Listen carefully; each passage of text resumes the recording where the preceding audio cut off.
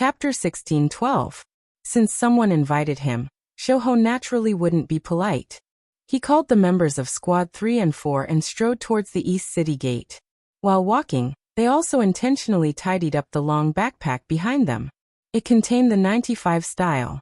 Completely caught off guard, Shoho brought his men to the side of the Chiliarch. The other members also began to move closer to the other soldiers of the Southern Ming Army. A silent killing intent was spreading. The Chiliarch seemed to be a chatterbox, but he also seemed to have a friendly personality. When he saw Skinny Monkey standing in front of him, he walked up with a smile. Then he noticed the long cloth bag and asked curiously, "Lord Bodyguard, may I know what this is?" "Why? Do you want to know?" Shoho didn't have any intention to refuse.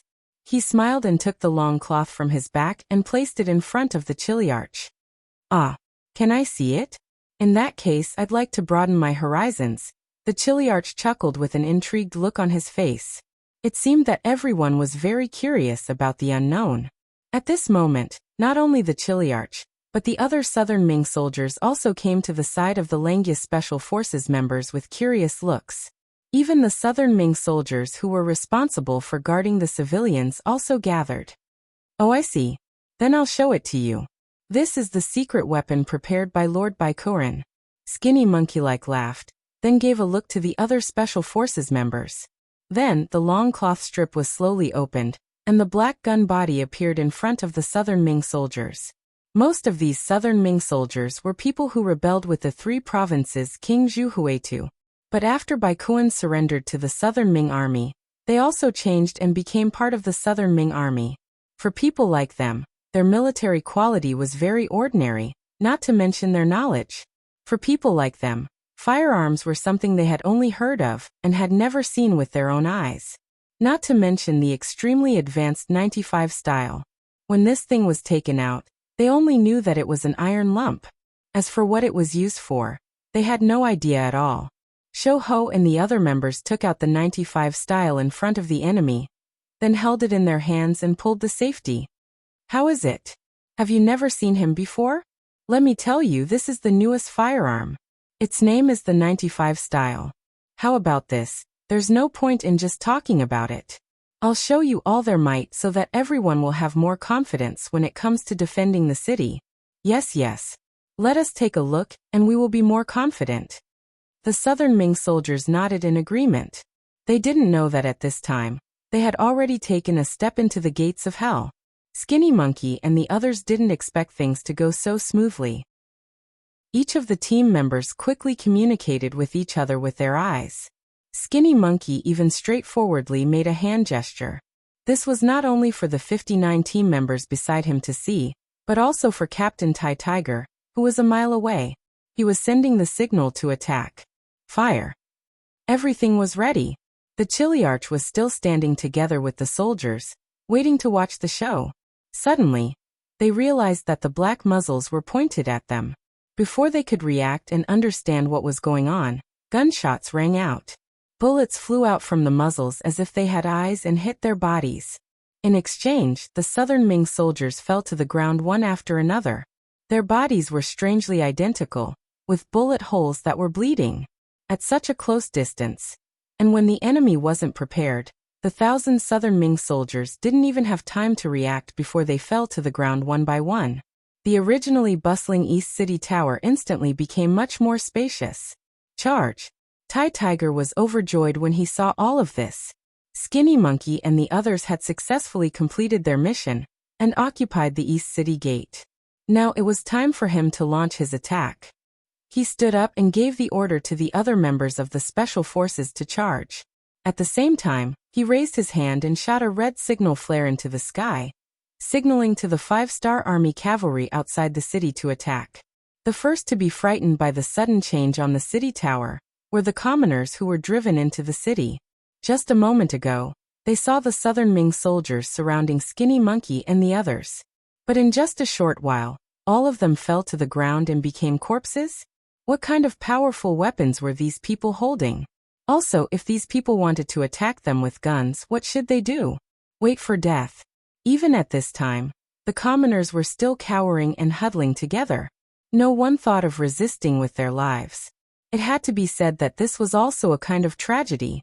Someone once said that when the Japanese invaded China, 2 Japanese soldiers were enough to watch over 2,000 people and make them not dare to act rashly.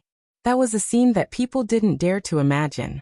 But this was the most realistic portrayal of what happened to the commoners. This was the behavior of the foolish commoners. The way they were educated made them listen to everything that happened.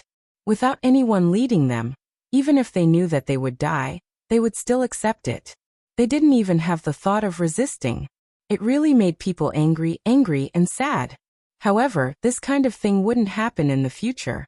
After becoming a Yangtze citizen, they would be educated and learn how to read and learn. At that time, they would know that people's lives were equal. If others wanted to kill them, they would kill them back. This was a legitimate defense, and also a result of human nature. In this way, if someone wanted to harm the Han people in the future, they would have to wait for the countless Han people to stand up and resist them. At that time, even if you were a devil, the commoners would work together to tear you to pieces and defeat you. Back in the real world, Taihu and the others started to charge.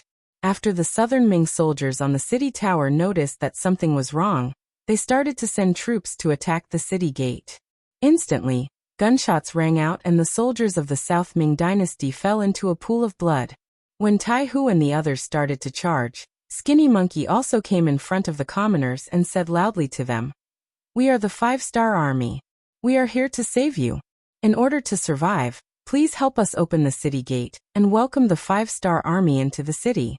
Don't worry, at that time, no one will be able to threaten your lives. As long as your actions are reasonable and legal, you will be the proud Han people in the future. No one will dare to bully you anymore. I can guarantee that." Hearing Skinny Monkey say that he was sent by the 5-star army to save them, there was no need for any guarantees. The commoners all became excited. In the past, there were some rumors about the 5-star army, saying that they were very good to the Han people. If there were people who didn't believe it, when they were defending the city, the 5-star army didn't use cannons to blast open the city gate and injure them. Therefore, at this moment, there was no need for Skinny Monkey to guarantee anything. All of the commoners chose to believe him. What are you waiting for? Open the city gate and let the 5-star army in. Among the commoners, someone finally reacted and shouted. The commoners were like this. Once someone took the lead, they could display unimaginable strength. With everyone working together, the thick city gate was pushed open. At this moment, smoke and dust could be seen rising from the east gate. That was the scene of the 5-star army's cavalry from the north and south of the city. Very good. You have used your actions to save your own lives.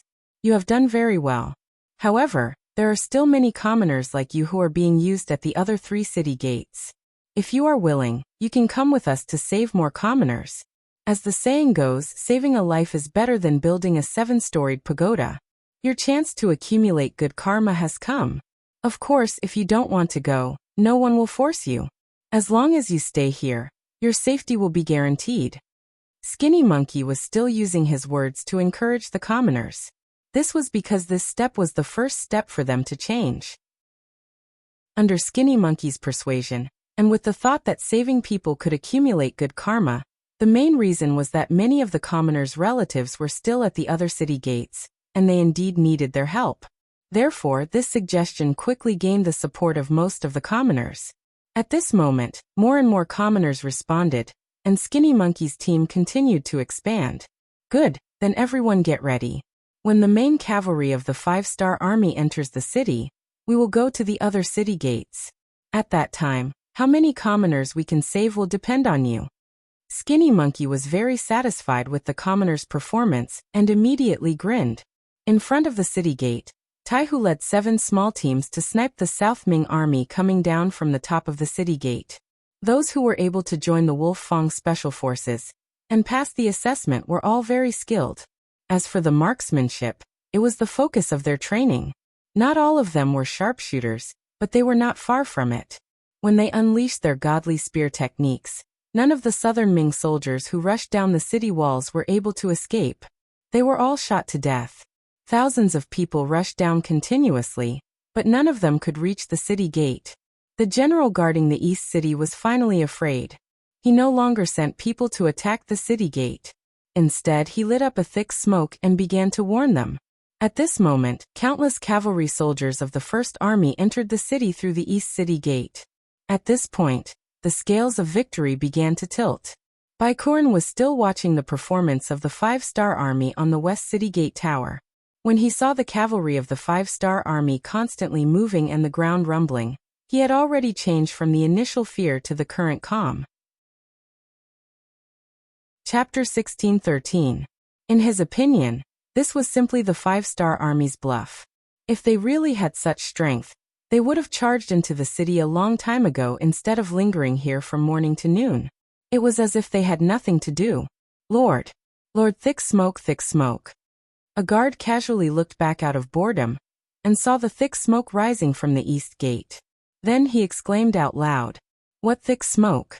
Seeing how unsettled his guard was, Baikuin showed a disdainful expression. He was already thinking of kicking this person out of the guard team. After all, if he wanted to follow his own people, he needed to be calm because he was a hero of the Southern Ming Dynasty.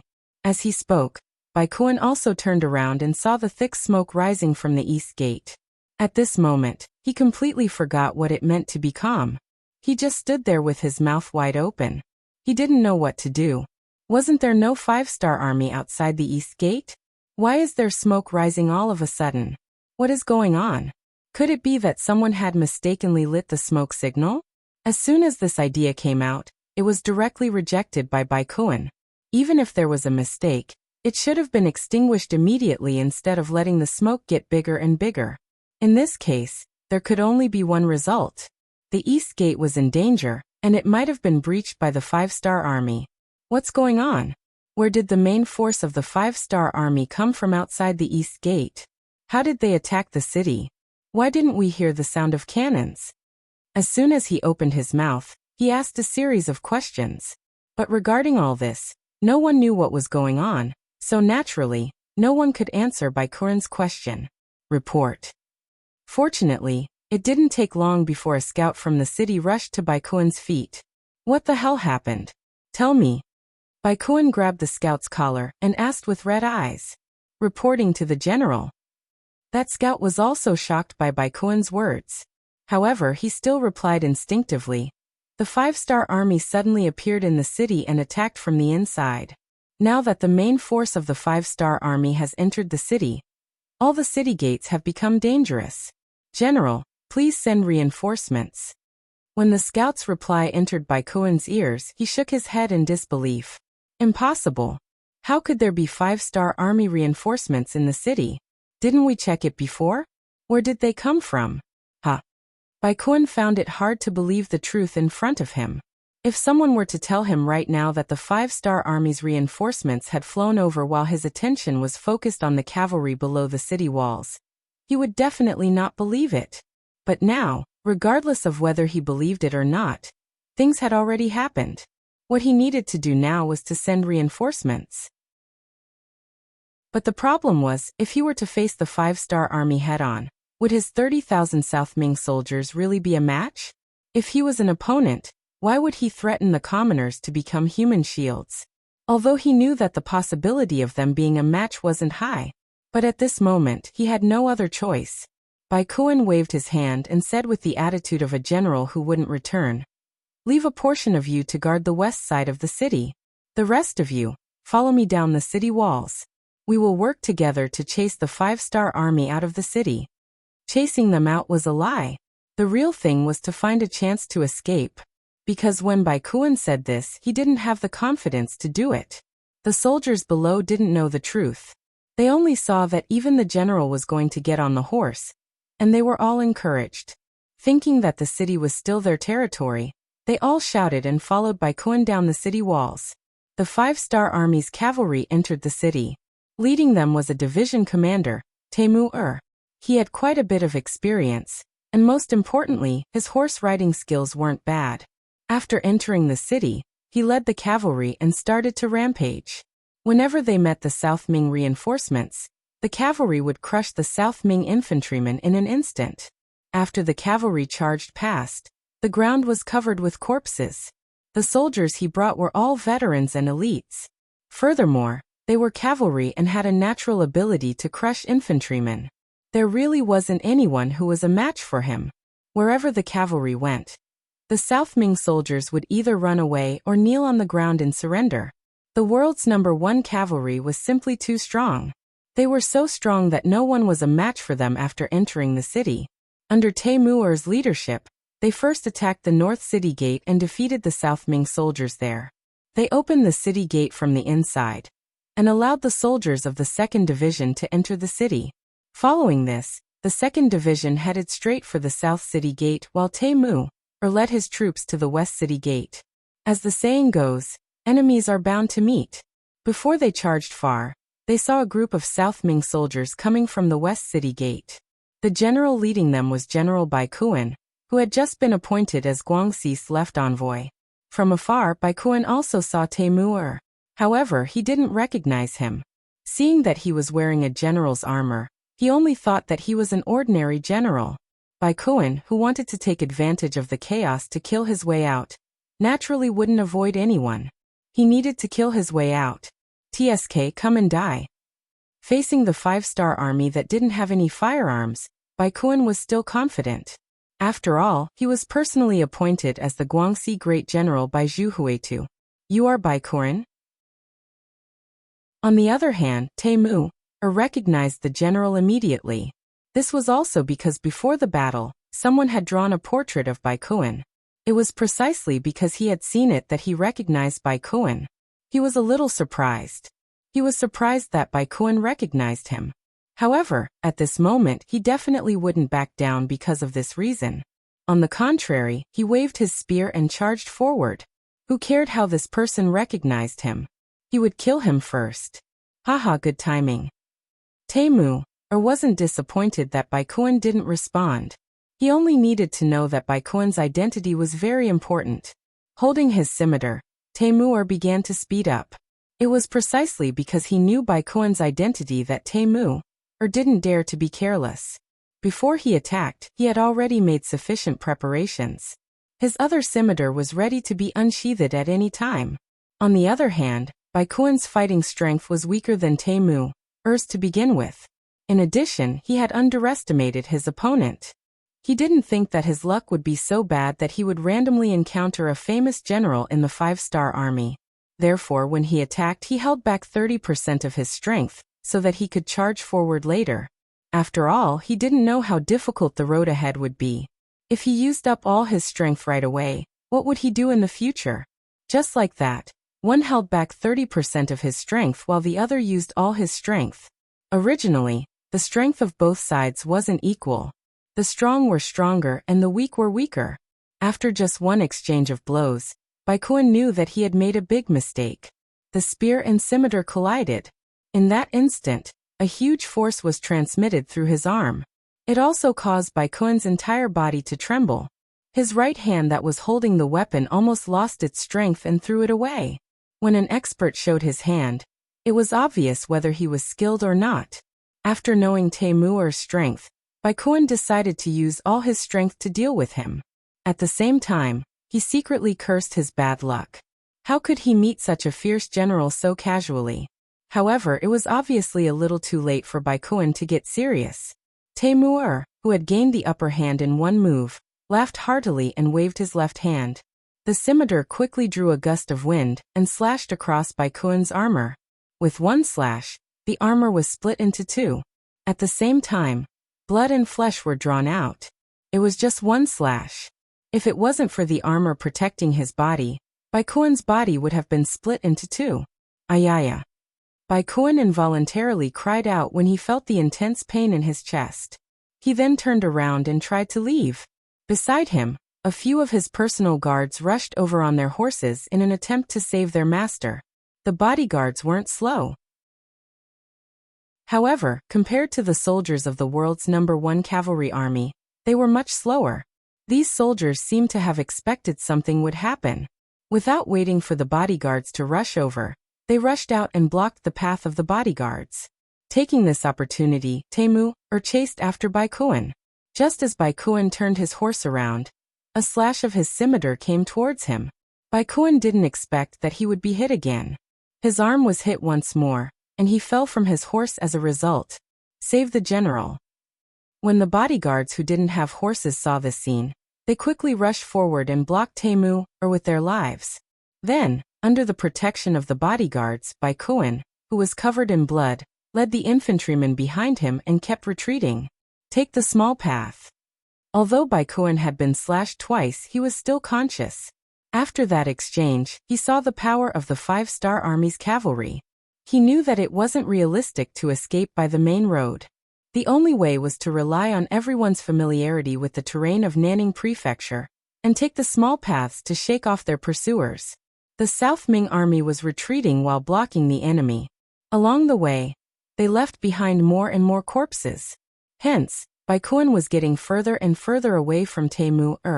He was now 70 steps away. Let's stay. Seeing the fat meat in his hands trying to slip away, how could Taimou agree? If he really let the target escape, who knew how the other division commanders would laugh at him when he returned?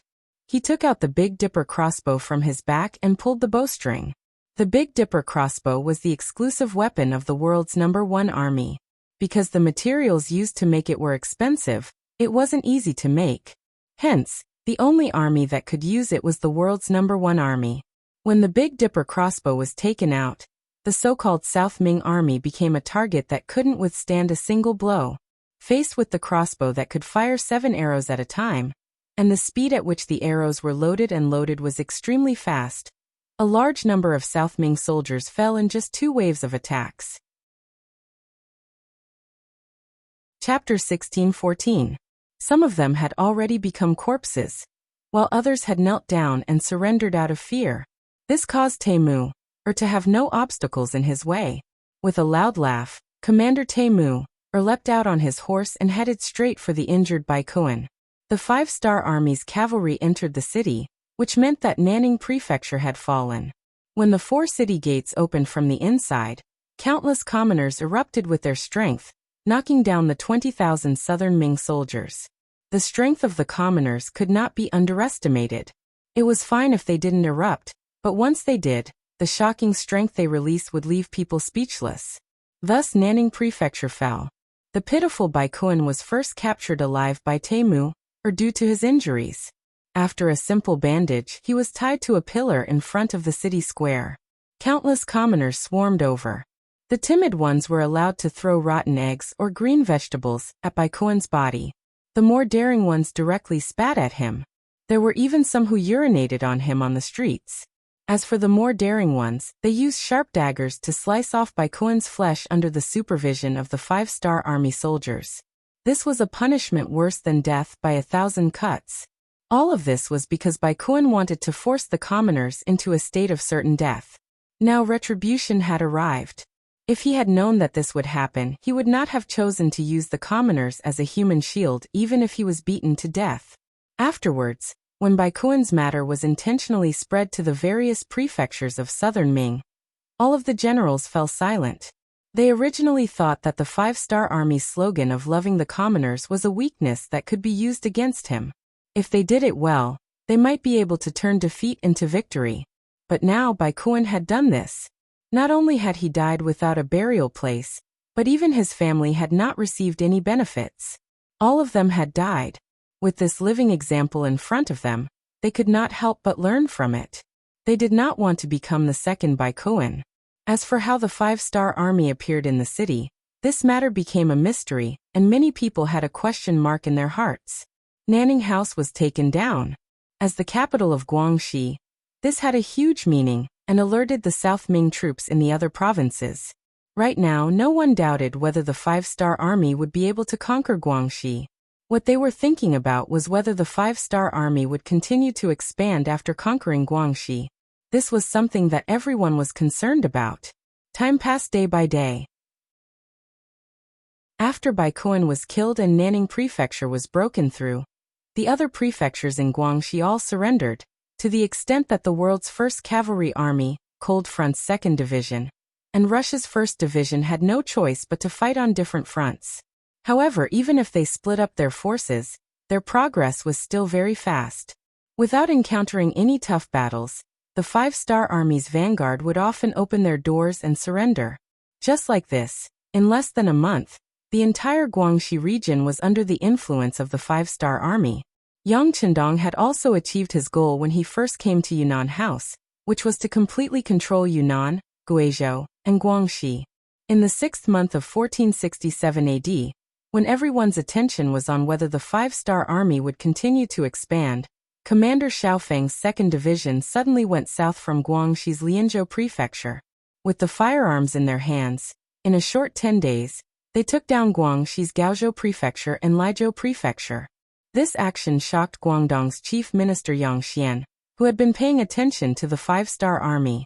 Previously, his staff had made many hypotheses, but they did not think that the five-star army would make a move on Guangdong. This sudden action made Yang Xian feel somewhat at a loss.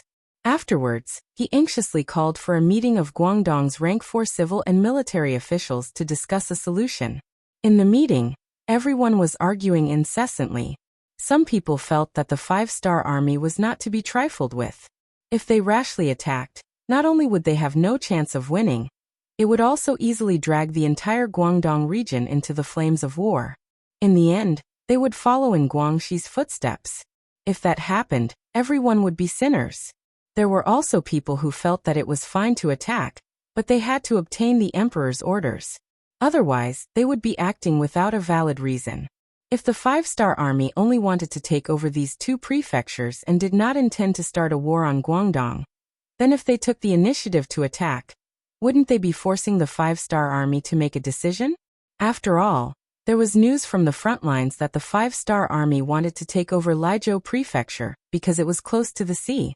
It was convenient for the five-star army to transport supplies to the 3 provinces. This was a bit forced. Taking over other people's land to transport supplies was a bit too much. However, in the end, who asked the five-star army to be so strong? This method was not reasonable, but it was somewhat reasonable. There were also people who wanted to directly attack back. The people who made this suggestion were mostly generals with lower statuses. They felt that the five-star army taking over Gaozhou and Laizhou was already a provocation to the entire southern Ming Empire. If they did not attack back, where would their face be? Facing all kinds of thoughts, there was still no final decision even when the sky turned dark. Yang Xian could only announce the end of the meeting and return to his own residence's backyard. It must be said that this was a place that he often appeared in recently. The reason why he often came here was because there was an extremely important person living in the courtyard. Usually, when Yang Ding wanted to enter, he had to report his arrival. But this time he didn't care so much. He directly broke in with a few servants and saw Minister Xie Chongshu, who was writing memorials in the room. Xie Chong, Minister of Rights of the Southern Ming Empire. A month ago, he was ordered by Emperor Zhu Qizhen to Guangxi to prepare to negotiate with Bugnam of Gozhouzian. But no one knew that Xie Chongshu was very afraid of death in his bones. There were no more records of this person in history. Only some unofficial records recorded that he was once a grand scholar, but his ranking was not very high. The reason why he was able to become the Minister of Rights was because there was no one in the Southern Ming Empire. In addition, he was willing to give money to those eunuchs. Because he was afraid of death, Xie Chong walked slowly the entire way. As a result, he only arrived at the capital of Guangdong Province 10 days ago. When he arrived, there was already news that the five-star army had taken over the entirety of Guangxi. Xie Chong was unable to accept this result. Didn't he receive a report from the imperial court a while ago that Baikuan had built a human wall in Nanning and blocked the advance of the five-star army? However, how long had it been? How could the entire territory be taken over by the five-star army? Since Guangxi was gone, Xie Chong's mission was also gone. He quietly entered Sir Yangfu's residence without alerting anyone. From his point of view, it was very likely that the imperial court would send a new decree. At that time, he could return to the capital and leave this dangerous place. However, who would have thought that the five-star army would take an inch and want a mile? Not only did they take over Guangxi, they even sent troops to occupy Gaozhou and Laizhou. This was not something that the Southern Ming Empire could tolerate. Thus, he wrote another letter to the imperial court and waited for the new decree. Others did not know that Xie Chong had come to Guangdong. But as the host, Yang Xian, was very clear. Xie Chong lived in the backyard of his residence. If he wanted to see him, he could do so after notifying him. Tonight, he suddenly barged into the courtyard because he wanted to ask what the emperor and the imperial court were thinking. Facing the aggressive five-star army, whether they wanted to fight or make peace, they had to give an explanation. You're here. Have a seat. Xie Chong did not care about Yang Xian barging in at night. This was someone else's residence. If they wanted to come in, they could come in. Why would they need his permission? Not to mention, he also had some things to say to Yang Xian. Lord Minister, the situation outside is very chaotic. It is very difficult for me. After sitting down, Yang Xian began to complain. I know. Lord Yang, don't worry. I have already sent an urgent letter to the imperial court. I believe that there will be a reply soon. Don't worry. Xie Chong was already panicking. However, in order to stabilize the morale of the soldiers and the people, he pretended to be comforting. Hearing that the letter had been sent, Yang Xian's expression became much better. Presumably, the imperial court would not blame him for losing Gaozhou and Leizhou after knowing that the five-star army had sent out such a powerful force. If that was the case, it would be much easier to deal with this matter. At this moment, he was also grateful that Minister Xie Chong was here. At least his position was not the highest. If something really happened, he would not have to take the blame. Although his mood became better, it was impossible to say that he was completely at ease. After all, he was the chief minister of Guangdong, the highest-ranking official here. If something happened in Guangdong, Xie Chong would be punished. He would not be any better. Since there were no outsiders here, Yang Xian could ask some probing questions. Minister Xie, you see that the five-star army doesn't care about anything. Shouldn't we also do some defensive work? For example, the teaming guard is not far from Gaozhou. Can we order them to prepare for battle in advance? Yes, Xie Chong said after thinking for a moment. Before receiving a new decree from the imperial court, no one knew what the emperor's decision would be. If the emperor decided to fight and he did not make any preparations, wouldn't he be delaying the important matter? He could not bear this responsibility. However, preparations were still preparations. After thinking for a while, Xie Chong said, Lord Yang, you can order the Guanghai Guard to make appropriate preparations. However, you must remember that if the five-star army does not intend to continue east, do not take the initiative to provoke them. Violators will be punished according to military law. Chapter 16:15. Understood. This was also what Yang Xian wanted to say. He did not want the five-star army to attack because of his wrong decision. If that happened, there was an 80% chance that the Guangzhou prefecture would follow in the footsteps of the Nanning prefecture. The problem was, after the five-star army conquered Guangxi, would they continue to attack the east and conquer Guangdong? The answer was in Yang Qindong's heart, they would not.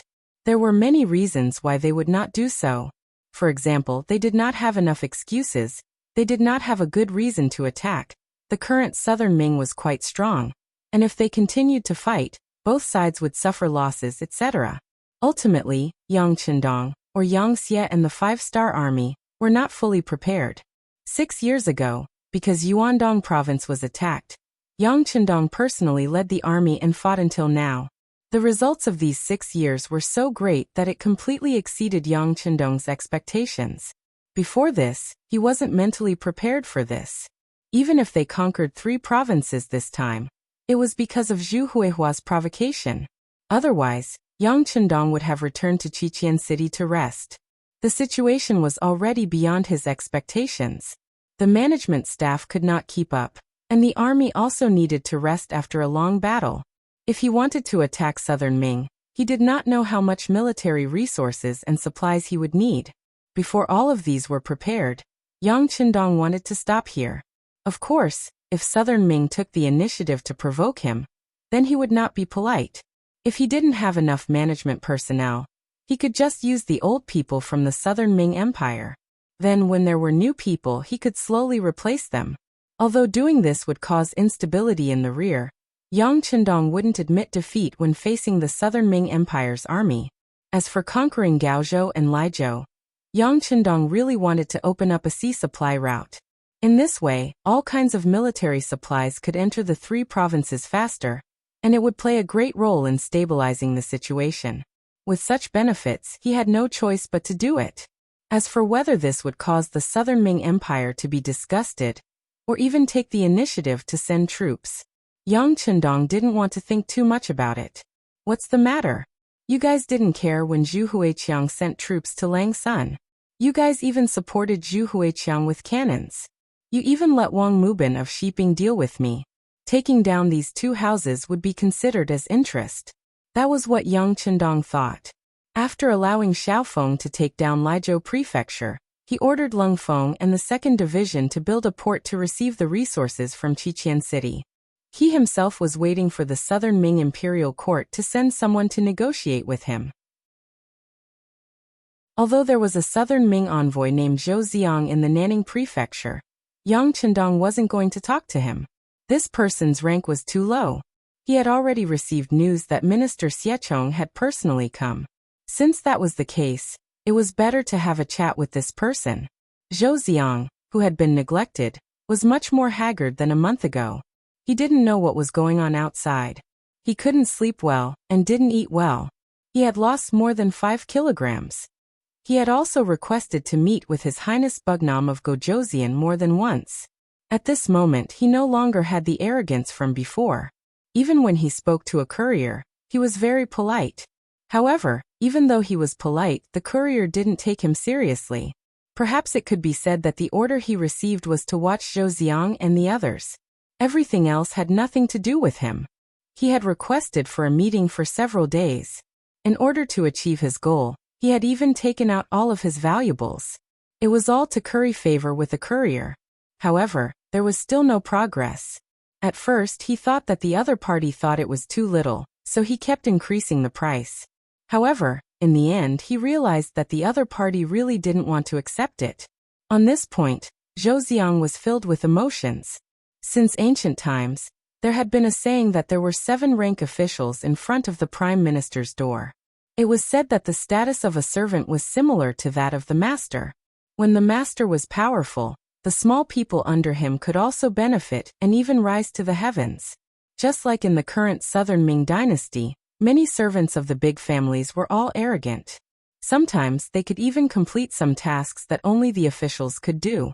When they returned, they would receive some benefits. This was something that everyone tacitly agreed upon. After all, many things that the master wanted to do required the servants to complete. Why didn't this work in the 5-star army? Just from this small matter, one could see the power of the 5-star army. He couldn't even bribe a small courier. Zhou Ziang didn't know what else he could do. Just like that, the days passed with sighs and sighs. Until one day, Ba Daojiang suddenly appeared in the courier. When Zhou Ziang saw the other party, tears actually flowed out of his eyes.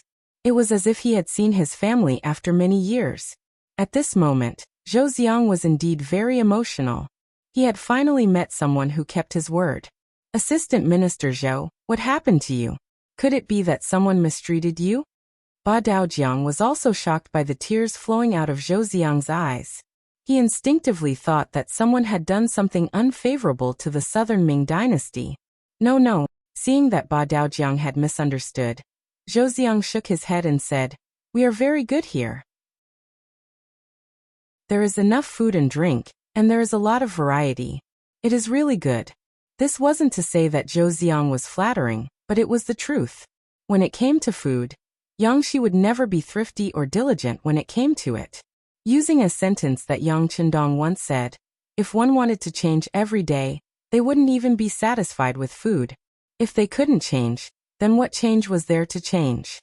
Oh. Ba Daojiang nodded his head in satisfaction after hearing this.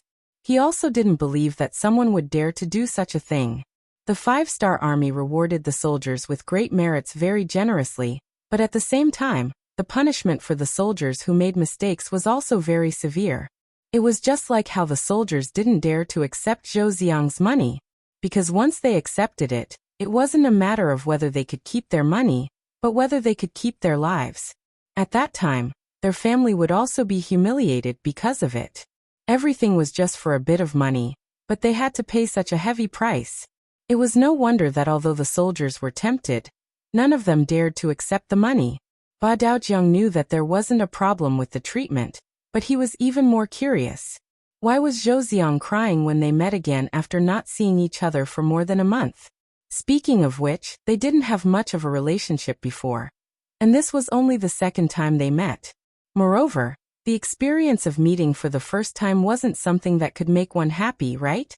How could Ba Daojiang understand Zhou Xiang's emotions? After all, if he hadn't been imprisoned for more than a month, he wouldn't be able to understand that feeling. It was just that the smart Zhou Xiang would not voice out his feelings during this period of time. If he had the slightest bit of resentment, he was afraid that he would provoke the other party and leave in a huff. If that happened, he would not be able to call out to the heavens and the earth. He did not know how long he would have to endure. Not only did he not dare to complain, he also pretended to be fawning and asked, "Sir, is Bugnam of Gojoseon here to see this official?" "Oh, that's not it." Ba Daojiang became more serious when they talked about serious matters. Little did he know that the moment he said this, Zhou Xiang's mood instantly fell to the bottom. If he wasn't here to see him, was he just here to greet him? Or was he here to see if he and the others were dead? Or was he here to end his life? When he thought of the latter, Zhou Xiang's face turned green, then quickly turned pale. It was obvious that he was really afraid. Ba Daojiang saw Zhou Xiang's expression and already guessed what he was thinking. He couldn't help but chuckle and say, "Assistant Minister Zhou, don't think too much. This time, I'm here on Bugnam of Gojoseon's orders to let you and the others go. We've already received news that your Minister of Rights, Xiechong, has arrived at the Guangzhou government. Since he's here, it's better to let him handle the negotiations. You can go back now and inform Minister Xie to come to the Nanning government. At that time, Bugnam of Gojoseon will also arrive at the Nanning government. If there's anything, it's better to discuss it in detail there." After saying this, Ba Daojiang seemed to have thought of something and added, "By the way, Bugnam of Gojoseon is busy with military affairs and has many things to deal with. Therefore, I hope that Minister Xie can arrive at the Nanning government as soon as possible. If it's too late, I'm afraid that Bugnam of Gojoseon won't be able to hold back and continue to mobilize his troops. If that happens, then no one can be blamed. That's enough. I've delivered the message, so I'm leaving. Assistant Minister Zhou, you can pack up and leave with the diplomatic group as soon as possible." Ba Daojiang didn't care about Zhou Xiang's reaction. After saying this, he turned around and left, leaving Zhou Xiang with his back to him. Zhou Xiang stood in the same place for more than 10 breaths. After pondering over Ba Daojiang's words, Zhou Xiang suddenly let out a scream. Then he shouted, "Hurry, hurry, pack up, we're leaving now, right now." In the Three Provinces King's residence, Yang Chendong was talking to Yao Yingjun in the main hall. The entire Guangxi had become one of Yang Xie's territories. Yunnan and Guizhou had begun to stabilize after more than a month of turmoil. So Yang Chendong had no need to stay here. After all, he wasn't Zhu Huiyan, nor was he the Three Provinces King. In his eyes, there was only a palm-sized area. He called Yao Yingjun over to listen to his work report and the next step of the work plan. Fortunately, after more than a month of learning, Yao Yingjun had begun to adapt to his current work, and he was getting better and better at it day by day. In front of Yang Chendong, Yao Yingjun roughly explained the plans of the three provinces for the next few years. The main focus was on the migration of the people, distribution of land, and economic development. Chapter 16:16. In the process of listening to the report, Yang Chendong would add some of his own opinions from time to time. Yao Yingjun kept nodding as he listened, and then took notes. Evidently, being able to hear Yang Chendong's direct teachings was something that all of the Yangxie officials were envious of. It took more than 2 hours for the report to be completed. At the end, Yao Yingjun looked at Yang Chendong and said, "Sixth young master, I have a request that I hope you can agree to." "What is it? Tell me." Yang Chendong thought that Yao Yingjun wanted financial support. After all, it was impossible to move without money. "Sixth young master, I would like to send my wife, Julienne, to Qiqian City. As you know, I will have a lot of work to do. I'm afraid that I won't have time to take care of my family in the near future. So, how was this about not having time to take care of his family? Yao Yingjun was basically handing his family's weakness to Yang Chendong. Soon he would become a high-ranking official in the local government, a high-ranking official with real power in his hands. Moreover, he was so close to the southern Ming dynasty. Who knew how many people would want his position and play tricks behind his back? In order to prevent Yang Chendong from suspecting him, Yao Yingjun decided to send his family to Qiqian City. This way, the trust level would be much higher. For Yao Yingjun to make such a decision, it was enough to prove that he was a smart person. Yang Chendong liked to interact with smart people. This way he could save a lot of effort. Of course, Yang Chendong was more concerned about old friendships. Ever since Yao Yingjun joined the Yang faction, he had been working in the secret battlefront. It was not easy for him to lead an army privately. Now that he had to send his family away in such a short time, it was too cruel for him. Yang Chendong didn't want to leave an impression that he couldn't tolerate or trust people. Therefore, when faced with Yao Yingjun's request, he only said after a moment of silence, "Julian doesn't need to go to Crimson City. She has lived here since she was young, and I'm afraid she won't be able to adapt to other places. Without you accompanying her, it would be even more boring. This young master doesn't want to break apart a couple, ha ha ha." Yang Chendong actually refused. Although Yao Yingjun was happy, he was also anxious. This was the time for him to show his loyalty. He could not give up just because of Yang Chendong's rejection. Wouldn't that give others the impression that he was acting? More importantly, he would feel uneasy if he didn't reveal anything that could be used against him. At that time, he was afraid that there would only be other methods to monitor him. That would also be very uncomfortable. As such, Yao Yingjun decided to try again, saying, "Sixth young master, this subject has already discussed this with my wife, and she has agreed. Alright, this young master can understand how you feel. However, Julian and you truly love each other, so it's best that you don't separate. Besides, you're tired from work and need someone to take care of you. How about this? Don't you have 2 children? Send them to Crimson City to study with this young master's princes and princesses. They'll have feelings for each other from a young age, and in the future, they'll be able to help them achieve greater things. Perhaps they'll be even more impressive than you, their father, haha." He had thought that Yang Chendong had rejected him because he had better methods to monitor him. However, after hearing this, Yao Yingjun's tears immediately flowed out. Even though sending his 2 children to Crimson City was also a form of hostages. However, it was undeniable that this result was much better than sending Julian over. At least, as Yang Chendong had said, letting the children interact with each other would be very beneficial for the children's development in the future. Yang Chendong had already conquered a lot of land, and there was no need to say anything more. His children would inherit a lot of the family business, and now that they had a good relationship with the future successors, many Yangxia generals hoped for this. Now that it had fallen on his head, it would be a lie if he wasn't emotional. Yang Chendong didn't like to see people cry, especially men crying in front of him, so he quickly waved his hand and said, "Alright, wipe your tears. If you want to thank the young master, you have to do the work at hand well. If there's anything you can't solve, you can send a telegram at any time. If there's anything disobedient, you can execute it and report it. The young master will support you." This was equivalent to receiving an imperial edict. Yao Yingjun once again prostrated himself on the ground and shouted, "Long live the king." However, everyone knew that it wouldn't take long for this to become 10,000 years. At this time, Yangxia was so big that it had far surpassed the Great Ming. If Yang Chendong didn't become an emperor, the people below would probably be unhappy. Yao Yingjun left with a grateful expression, and it was time for Yang Chendong to leave Yunnan. Immediately, 2,000 black cavalry followed to protect them, and the Third Army's commander, Wu Sheng, personally led the troops to escort them. The group left Yunnan Prefecture and went straight to Nanning Prefecture. When Yang Chendong left the city, all the people in Yunnan Prefecture moved out. They came out of their own accord to send Yang Chendong off. It was because of this person's arrival that the people's lives had undergone earth-shaking changes.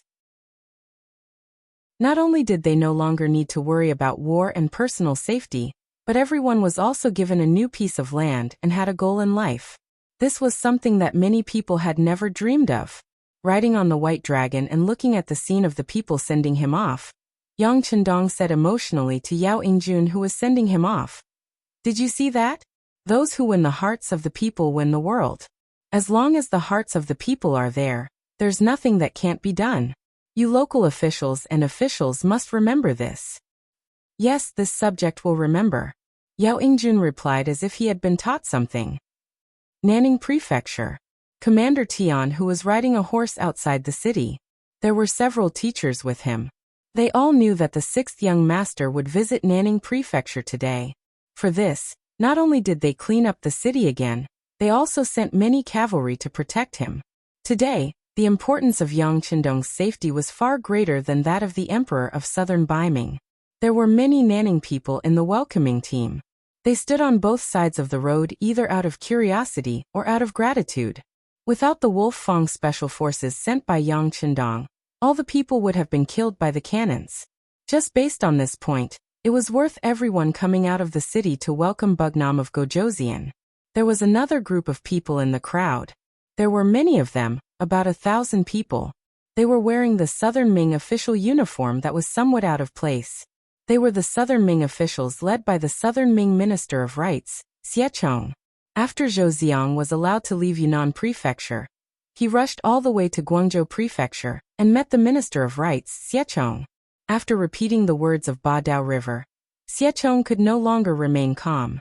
He left Guangzhou Prefecture overnight and went straight to Nanning Prefecture. Xiechong couldn't guess whether Yang Chendong would continue to send troops or not. However, he definitely couldn't allow the five-star army to send troops because of him. If he really did that, he was afraid that the emperor would be furious. He only had one head, and it wouldn't be enough to chop it off. After rushing for a while, he finally reached Nanning Prefecture before Yang Chendong. Xiechong was smart enough not to enter the city. In order to express his attitude, he decided to wait here for Yang Chendong to enter the city first. Although it was said that Yang Chendong already had the intention of lowering his head, but thinking about it, Yang Chendong was Wu Nanwang, who was recognized by the two emperors of the Great Ming Dynasty. It was not a big deal for a subject to be respectful to a king. Tian Hu and the others could understand why Xiechong would appear here, especially when they saw that the Minister of Rights, who was so high and mighty, had to respectfully welcome their king at this moment. They felt even more honored. Didn't this also prove that the strength of the five-star army was constantly rising? As everyone was looking forward to it, a black shadow finally appeared in the distance. Then one after another, the bright five-star army flag could be seen. "It's Bugnam of Gojoseon. Everyone line up." Tian Hu saw that the troops were getting closer and closer, so he hurriedly shouted. This time, because Division Commander Xiaofeng was in Laizhou Prefecture supervising the construction of the harbor, he didn't rush to Nanning Prefecture. Thus he became the boss here. If something went wrong, he would have to bear the main responsibility, so he couldn't help but be careful. Fortunately, the elite warriors of the world's #1 cavalry army were arranged everywhere, so safety shouldn't be a problem. About half an hour later, Yang Chendong's troops finally arrived in front of Nanning Prefecture's west gate. Tian, who had already brought everyone to stand on both sides, and saluted to welcome them.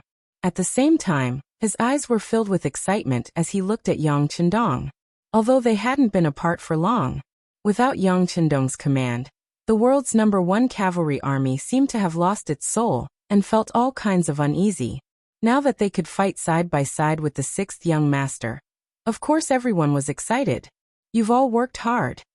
Yang Chendong, who was riding on the white dragon, returned a military salute when he arrived in front of Tian Hu and the others. Then, his gaze seemed to intentionally look in Xiechong's direction, but he ignored him and entered the city accompanied by Tian Hu and the others. In a distant corner, Vice Envoy Zhou Ziang said excitedly, "Bugnam of Gojoseon saw us, he saw us." "I know. What are you shouting for? What are you doing?" Xiechong also saw this scene, but he wasn't very excited. On the contrary, he felt that Yang Chendong cared about ignoring him, which made him feel very uncomfortable. However, when he thought about how his strength was inferior, What else could he do besides lowering his head? Finally, Yang Chendong, who was surrounded by people, entered the city. Xiechong also tidied up his clothes and prepared to enter the city. Just now, not only did he see Bugnam of Gojoseon and Yang Chendong, but he also saw the might of the world's #1 cavalry army. It had to be said that this cavalry army not only had a large number of people, but they were also skilled in horse riding. Under their control, all the war horses didn't make any sound, and none of the war horses jumped out of the formation, which was very terrifying. Chapter 16-17. It must be known that these were livestock, not humans. To be able to make them so obedient, it must have taken a lot of effort. Based on this, it could be seen that this cavalry was not ordinary. Xiechong, who had learned riding and archery, had his own horse. He still remembered that it took a long time to tame it. In the end, he was only able to ride it.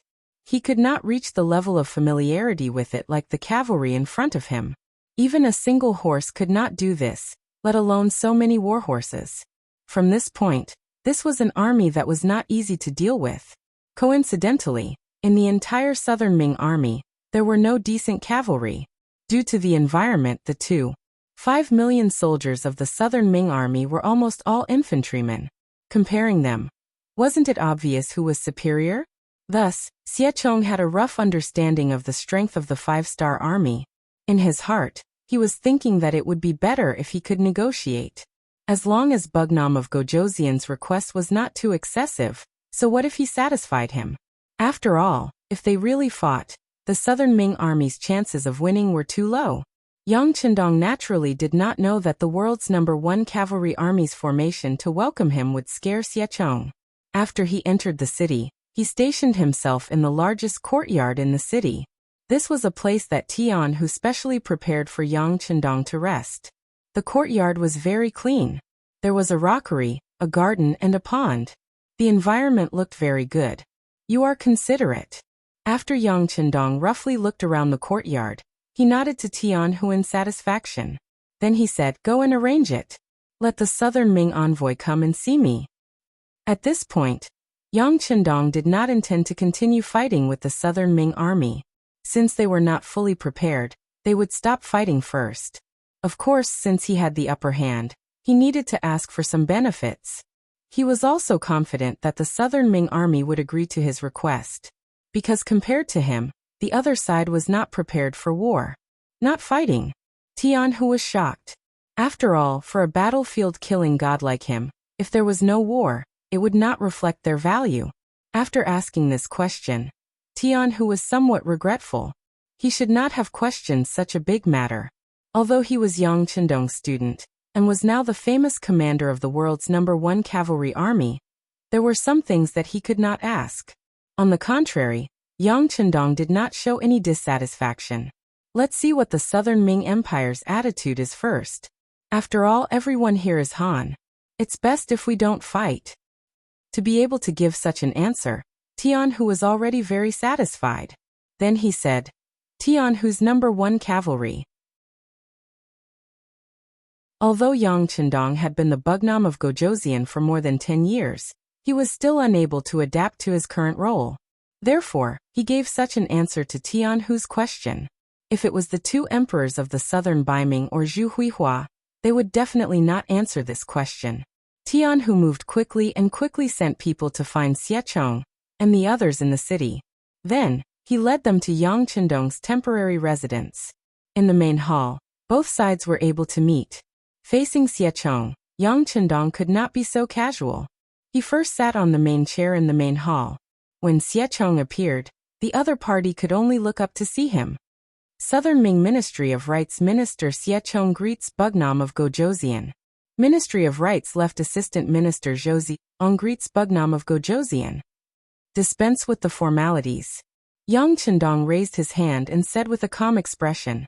Then, without saying anything, he asked directly, "Both of you, I heard that you are here to negotiate on behalf of the Southern Ming Imperial Court.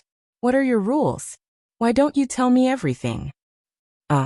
Xiechong was obviously not used to Yang Chendong's straightforward way of opening. Shouldn't both sides talk about their daily lives and friendship first before talking about business? Now he was asking about the other party's trump card. Anyone with a bit of common sense in negotiations would not ask such a question. Did Yang Chendong not know how to negotiate? Of course not. Yang Chendong's political wisdom was not low. The reason why he said this was to create pressure on the other party and let them know that the initiative of the negotiation was in his hands. The use of the word negotiation made it even more obvious that the Yang faction and the Southern Ming Empire were on equal footing. It wasn't a matter of who was the subordinate of the other. Otherwise, there would not be such a term. Xiechong was not used to Yang Chendong's rhythm and method. For a moment, he did not know what to say. Yang Chendong deliberately frowned. What? Did this prince misunderstand? You are not here to negotiate, but to declare war? All right, this prince understands your intentions. Please go back now. Please also tell the Southern Ming Emperor that we will meet on the battlefield. Come, send the guests out. Yes. Beta Persei at the side immediately said and prepared to step out. This action gave Xiechong a fright. Although some words were easy to say and unpleasant to hear, he really was here to negotiate on behalf of the Southern Ming Empire. Especially before the Southern Ming Empire was ready for war, it was better not to fight this war. And if the war continued because of him, the emperor would not be appeased even if he was killed. No, Bugnam of Gojoseon misunderstood. We are indeed here to negotiate. Xiechong knew that he could not continue pretending.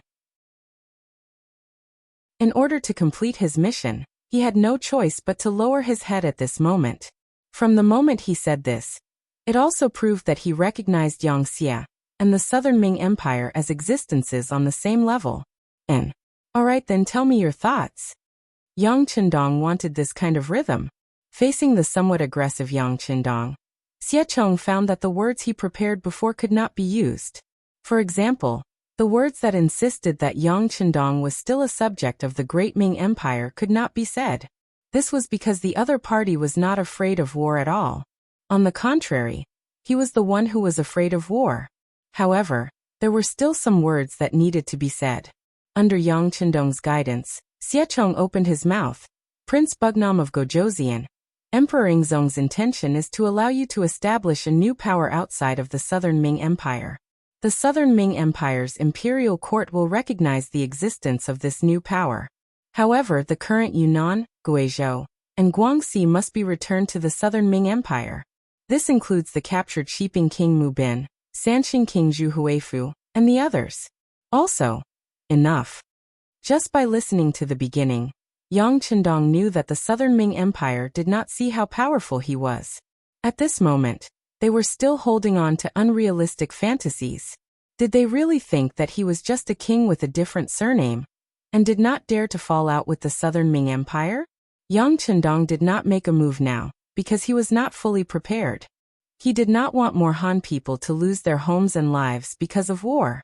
This was not because he was afraid. On the contrary, if he was really angered, even if he made a move now, he could guarantee that he would win this war. Moreover, the 5-star army would definitely obtain the final victory.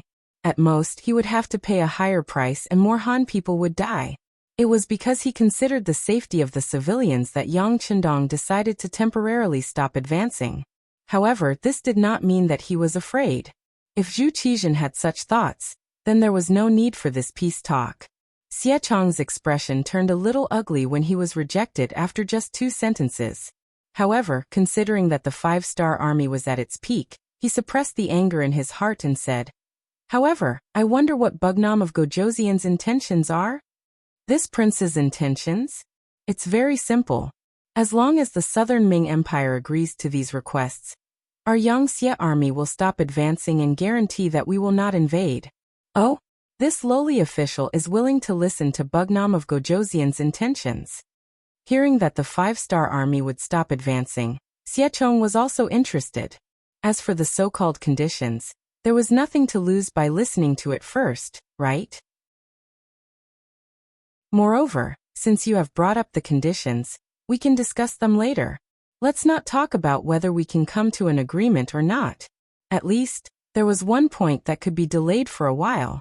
As such, under the gazes of Xiechong and Zhou Ziang. Yang Chendong opened his mouth. This war was originally planned by your southern Ming Empire. Don't deny it. If it wasn't for your tacit approval, Zhu Huiqiu wouldn't have had the guts to attack my Liangshan. Shiping King Mu Bin wouldn't have sent his men to kill this prince without orders, and then personally led his troops to attack this prince. Also, the cannons used to attack this prince were also transported from your southern Ming kingdom, right? This should be enough to prove everything. All along, this prince has scrupulously abided by the duties of a subject. Even if the 5-star army was extremely powerful and wiped out all the foreign races around the Great Ming Empire, this prince still respected the Great Ming Empire greatly. Not only did this prince not have the intention to attack, but this prince also provided large amounts of food to the imperial court. Furthermore, the price was so low that this prince had to use money to subsidize it. However, on the other hand, how did you treat this prince? Blindly wanting to kill this prince. Speaking of this, it really makes one's heart cold. Although it is said that if the ruler wants the subject to die, the subject has no choice but to die, this prince has done so many things for the Great Ming Empire. Even back then at the Tumu Castle, if this prince did not make a move, Yingzong would have already met with disaster. Since this is the case, this prince has already done his duty as a subject. Now that the ruler wants to kill this prince, then this prince will live for himself this time. When these words entered Xiechong's ears, he couldn't help but lower his head. Many of the things that Yang Chendong had accused the southern Ming Empire of were true. If they really wanted to make a fuss about it, then the southern Ming Empire had indeed let down Yang Chendong. This was because all along, Yang Xie had always been the party that paid the price, and the southern Ming Empire was the party that received benefits.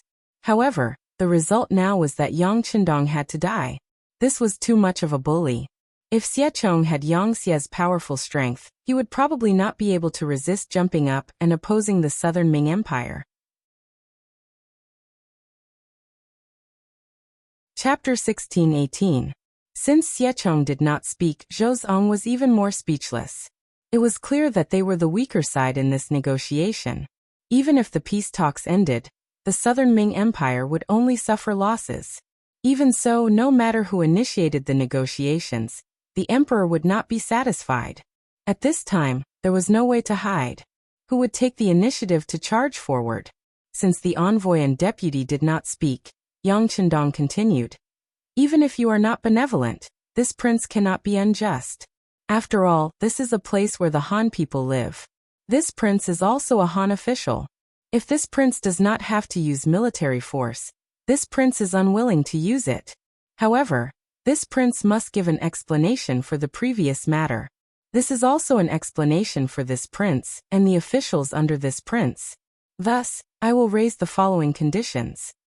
First, the southern Ming Empire must recognize Yang Xie's legal authority over Yunnan, Guizhou, and Guangxi.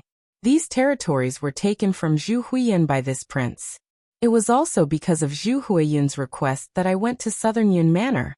Now that the development has been settled, there must be an explanation. Second, other than Guangdong's Lijiao Manor, the southern Ming Empire also needs to open up Chaozhou Manor, Fuzhou Manor, Taizhou Manor, Ningbo Manor, Songjiang Manor, and Huayan Manor. Our Yang Xie can build a military port there. Of course, the sovereignty of these places will still belong to the southern Ming Empire. Our Yang Xie is also willing to pay some rent. Third, as a fellow Han, this prince will definitely not watch the Han people suffer. If the southern Ming Empire's policies or the officials do not care for the people, causing some people to want to leave the southern Ming Empire for our Yang Xie, the southern Ming Empire will not stop them. We should respect the people's choice. If someone tries to stop them, then I, Yang Xie, will reserve the right to send troops to rescue them. Fourth, Yang Xie is willing to continue trading with the southern Ming Empire. However, the southern Ming Empire must guarantee the safety of the Yang Xie merchants. If something happens to them, Yang Xie will also reserve the right to send troops to rescue them. Fifth, for the prosperity of trade, Yang Xie is permitted to open banks in the southern Ming Empire. Of course, we will pay the taxes that should be paid on time. However, if someone has designs on the bank, then we will also protect the right to rescue them. Sixth, due to the bad weather this year, the grain harvest in the Yangtze region is poor, and the price of grain will increase by 30%. In some remote areas, the price of grain may increase by 40% to 50%. I hope that the Southern Ming Imperial Court can understand this. After all, the price of rations will be higher if there is less. This kind of thing has happened many times. 7. Yangtze is willing to have more exchanges with the Southern Ming Empire. After the various ports are built, Yangtze will have specialized passenger ships to open up the waterway from Qiqian City to the Southern Ming Empire. At that time, if the Southern Ming Empire is willing to send people to Qiqian City for inspection, they can apply first. After they pass the inspection, they can enter Yangtze's land to study and learn. 8. Yangtze. Yang Chendong already had a draft in his mind. Things came out of his mouth one after another, and his requests also increased.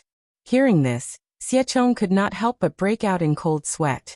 As for the specific terms of the negotiation, it still needed to be analyzed word by word. However, after hearing this, Xiechong already knew one thing. That was, from this moment onwards, the Southern Ming Empire and Yangtze were no longer subordinate to each other, although they were not in the past. However, from this moment onwards, the two sides were on equal footing. Yang Chendong's ambition had already been exposed. However, even if this was the case, what could Xiechong say? Could he say that he did not agree? Could he say that the Southern Ming Empire would send an army to teach the five-star army how to behave? If he could not do this, then it was better not to mention it. The situation was stronger than the person, and the fist was not as strong as the person. If he still wanted to reason with the other party, that was not courage, but stupidity. After nearly half an hour, Yang Chendong roughly explained his requests. Then he looked at Xiechong's pale face and said, "This is only the preliminary negotiation outline that this king has drafted. As for the specific matters, I, Yangtze's foreign affairs chief, will discuss it with Minister Xie. You can also send this general request back to the Southern Ming Empire's capital, so that the emperor will know first. However, there is one thing that this king wants to make clear. The Southern Ming Empire must agree to the above conditions. Otherwise, the Southern Ming Empire will be seen as insincere. Next, just treat it as self-protection. The iron cavalry of the five-star army will not stop moving forward. At that time, don't say that I, Yang Chendong, did not take into account the relationship between the monarch and his subjects. Okay, Beta Persei, send the guests off." The tall Beta Persei immediately stepped forward and said to Xiechong and Zhou Ziang expressionlessly, "Two sirs, please." If that's the case, this official will take his leave. Xiechong also knew that there was no point in arguing at this moment. Rather than that, it was better to immediately write a memorial to inform the imperial court of Yang Chendong's request. As for what to do next, it was a matter between the emperor and the imperial court. He could no longer interfere. Xiechong and Zhou Ziang finally left. At the back of the main hall, a similarly sturdy middle-aged man walked in. His face was dignified without being angry. Just by looking at him, one could feel a sense of ferocity. And he was Yangtze's foreign affairs chief Ma Dali. Generally, as a diplomat, they needed to look more amiable and friendly. This way, they would be more acceptable and their words would be more resonant. However, Yang Chendong did the opposite. His foreign affairs chief looked more frightening, and only this could better intimidate some people. After all, the current Yangtze was incomparably powerful. The so-called negotiation ultimately depended on the strength of both sides. Otherwise, there wouldn't be the saying of weak countries having no diplomacy. It was precisely because they were strong enough that they needed to be tough in their diplomacy. This was something that Ma Dali did very well. He looked fierce, had a loud voice, and had a bad temper. He would often scold people if they didn't agree with him. However, it was this kind of life that was most suitable for the current Yangtze. This time, Ma Dali was transferred over from Resin City to play this role. It was to put pressure on the Southern Ming Empire. Moreover, with Yang Chendong's current status, there were too many things that he needed to do. He wouldn't argue with the other party over something like negotiation. Ma Dali gladly accepted this task. Speaking of which, he could be considered an old member of Yangtze. He had been the foreign affairs chief for nearly 10 years. This didn't conform to the Yangtze's system of changing officials. However, no one said anything about this matter. Why was that? The reason was simple. Don't look at the Foreign Affairs Department's reputation. Because of the strength of the five-star army, they would often destroy a country if they didn't agree with them. As such, the Foreign Affairs Department often existed in name only. It wasn't of much use at all, and there wasn't much for them to negotiate with. Over time, the Foreign Affairs Department's authority was greatly reduced. Anyone with ambition was unwilling to become an official in the Foreign Affairs Department. After all, what was the difference between becoming an official in a useless department and retiring? Ma Dali was extremely depressed because of this. He didn't believe that the Foreign Affairs Department would have nothing to do. He was just waiting for an opportunity. Although he had been treated coldly over the years, he still didn't give up. He was waiting. This was because he had carefully analyzed that their king was an extreme racialist. This could be seen from the rising status of the Han people.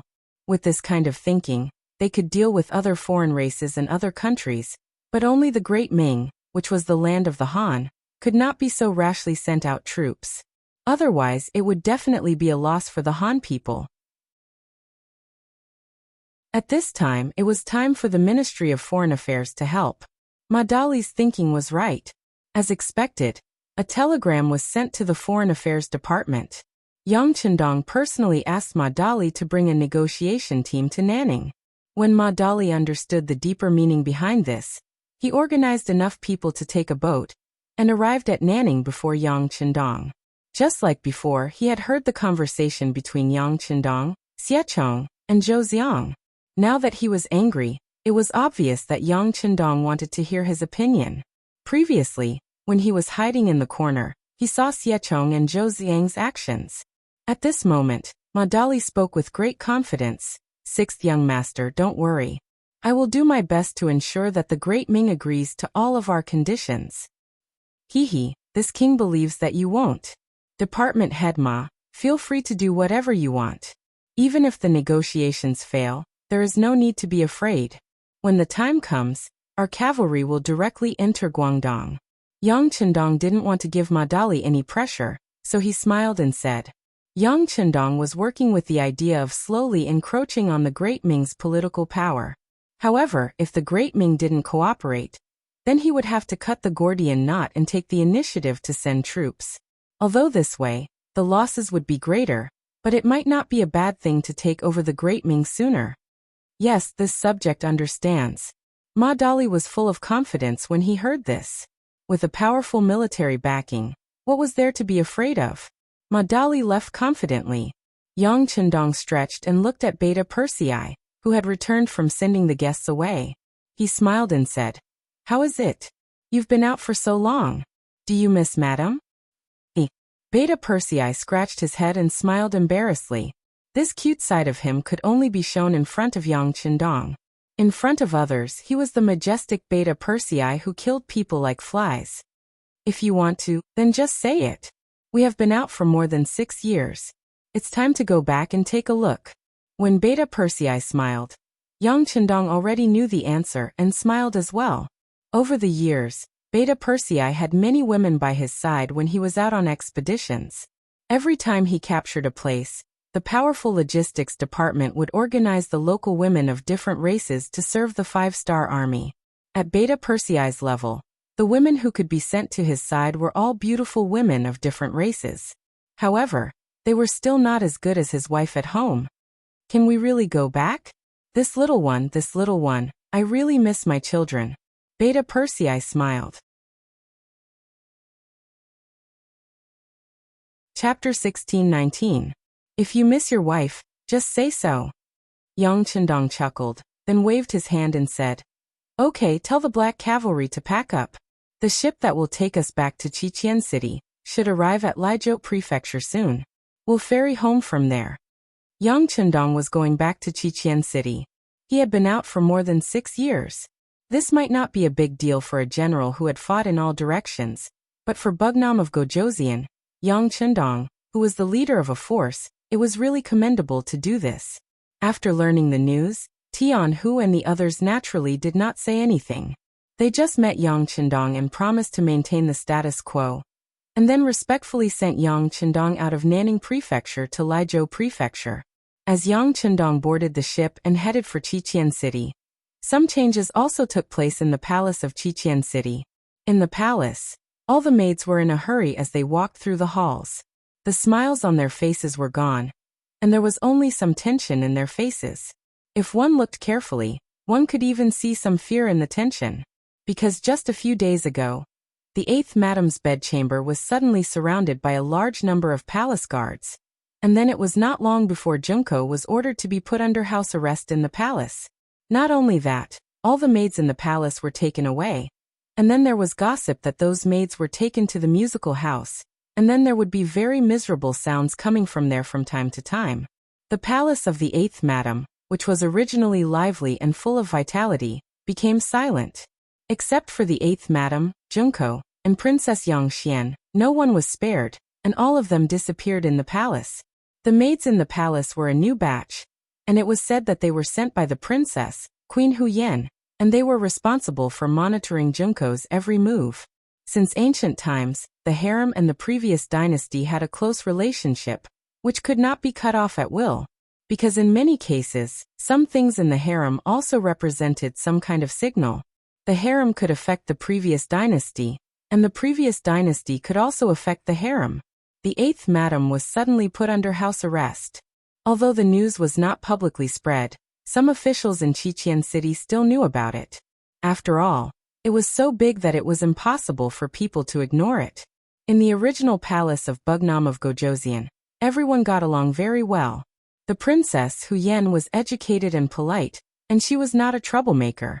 Although the other madams had different temperaments, most of them were born poor, and they wanted to fight in the palace. They did not have any clever means.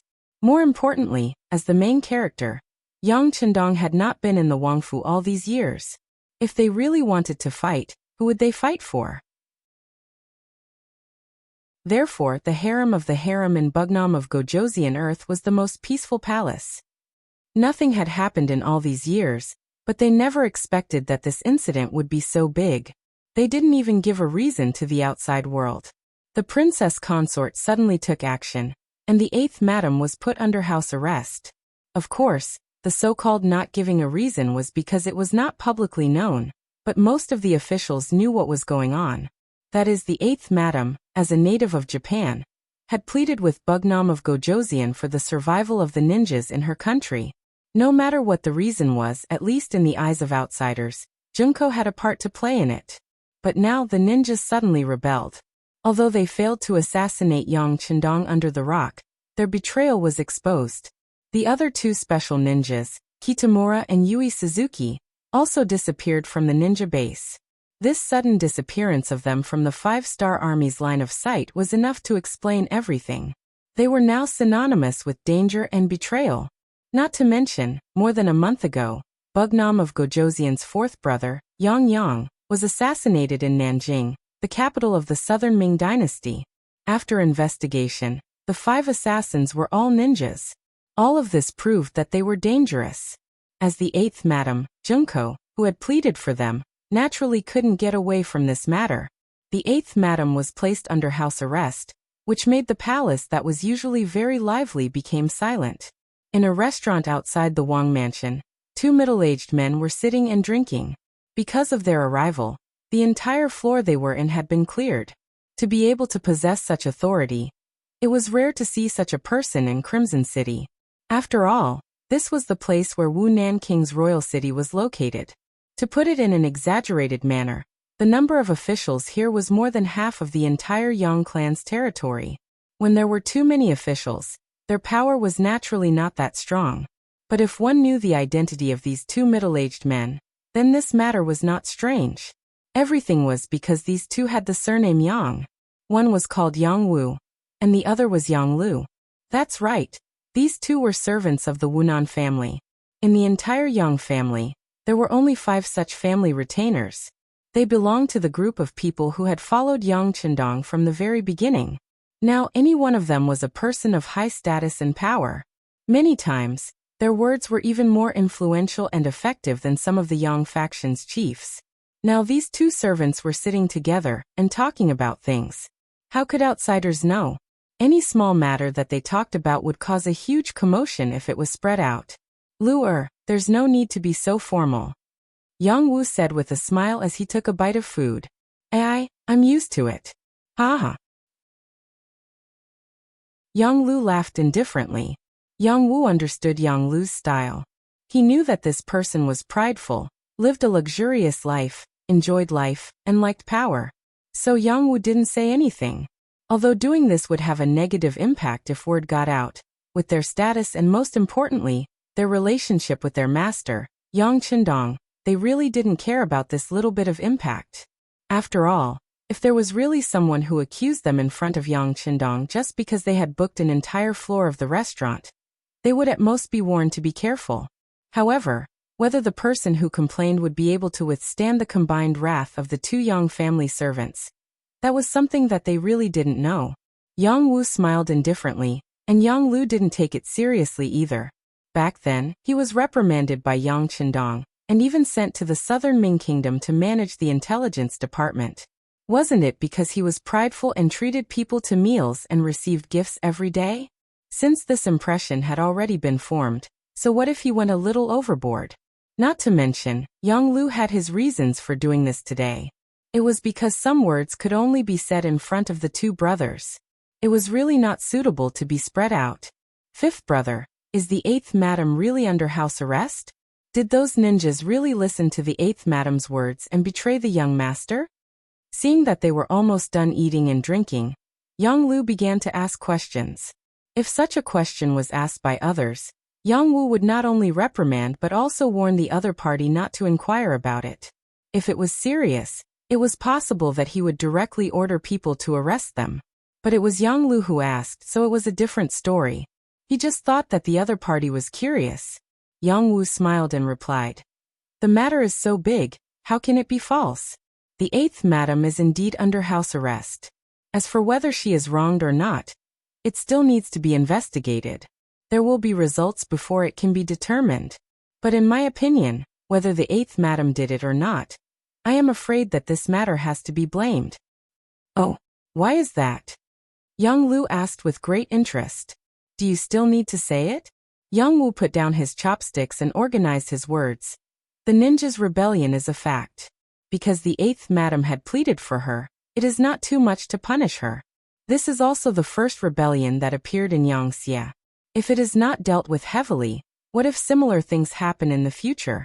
So this time, it can only be said that the eighth madam was unlucky and hit the muzzle of the gun. I am afraid that this matter will not be dealt with properly." "So it is." Yang Lu nodded as if he just understood, and then said, "Then in fifth brother's opinion, how should we solve it?" "We can't send the eighth madam to the death row, right? Who knows, the young master has already returned by boat. Everything depends on the young master's decision." Although Yang Wu said that he was in Kaisan City all year round, and even the safety of the palace was under his control, he did not dare to say anything about this kind of thing. This was the young master's family matter.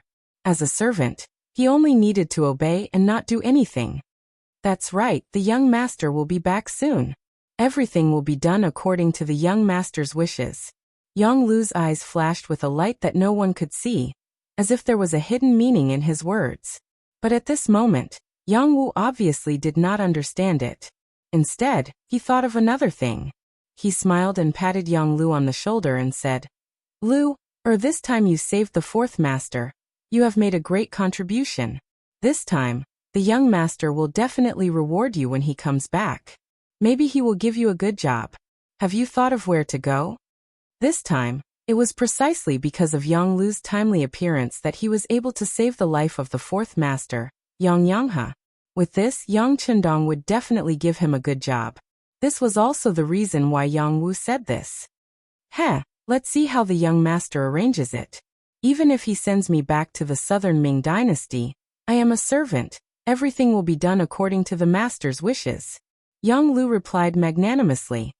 "That's right, as a servant, we should have this kind of awareness. Come Lu, let me give you a toast." Yang Wu smiled satisfactorily. In his eyes, his sixth brother had changed, he had become more mature. This was a good thing. They were both servants, they had trained together, they had risked their lives together. He sincerely hoped that he could become better. Yang Chendong returned to Kaisan City. He left in 1460 and came back 6 or 7 years later. After almost 7 years, he once again stepped on the new pier of Kaisan City. The accompanying Black Knights and Dragon Guards were also excited. Like Yang Chendong, they were also returning to their homeland after nearly 7 years. They were also humans and had their own feelings. Now that they could finally reunite with their families, everyone had a happy smile on their faces. Chapter 1620. According to the plan, 500 of you will follow the young master back to the palace. The rest of you, go home and take a look. Beta Persei grinned as well. Following the plan that he had discussed with Qiu Vi, Dao Xiao, Ba Daojiang, and the others on the ship, he chuckled. This was Qiqian City, Yangxie's headquarters. The First Army of the Cold Front had already returned after completing their mission in Yunnan Prefecture. After all, their training was still very important. Not only was there an elite army like the First Cold Front Division here, but there were other Cold Front divisions as well, including 2 Navy Cold Front divisions. With such a powerful force, no one would be able to harm Yang Chendong here. A team of 500 people was already considered a lot. Not to mention, Yang Wu had already brought 3,000 Longwei to the docks to welcome Yang Chendong. Beside Yang Wu stood another leader of the Longwei. He was Peng Yu, who had disappeared for a long time. He was ordered to assist Yang Wu in the security of the palace. At the same time, he was also tasked with the task of training the new Longwei. Peng Yu was also one of the veteran black cavalry. He had once protected Yang Chendong with Ba Daojiang, and was deeply trusted. The 3,000 Longwei behind him was the result of his training. They were all from clean families and were the cream of the crop among the young people. Individually, they were all experts who could fight against 10 or even dozens of people.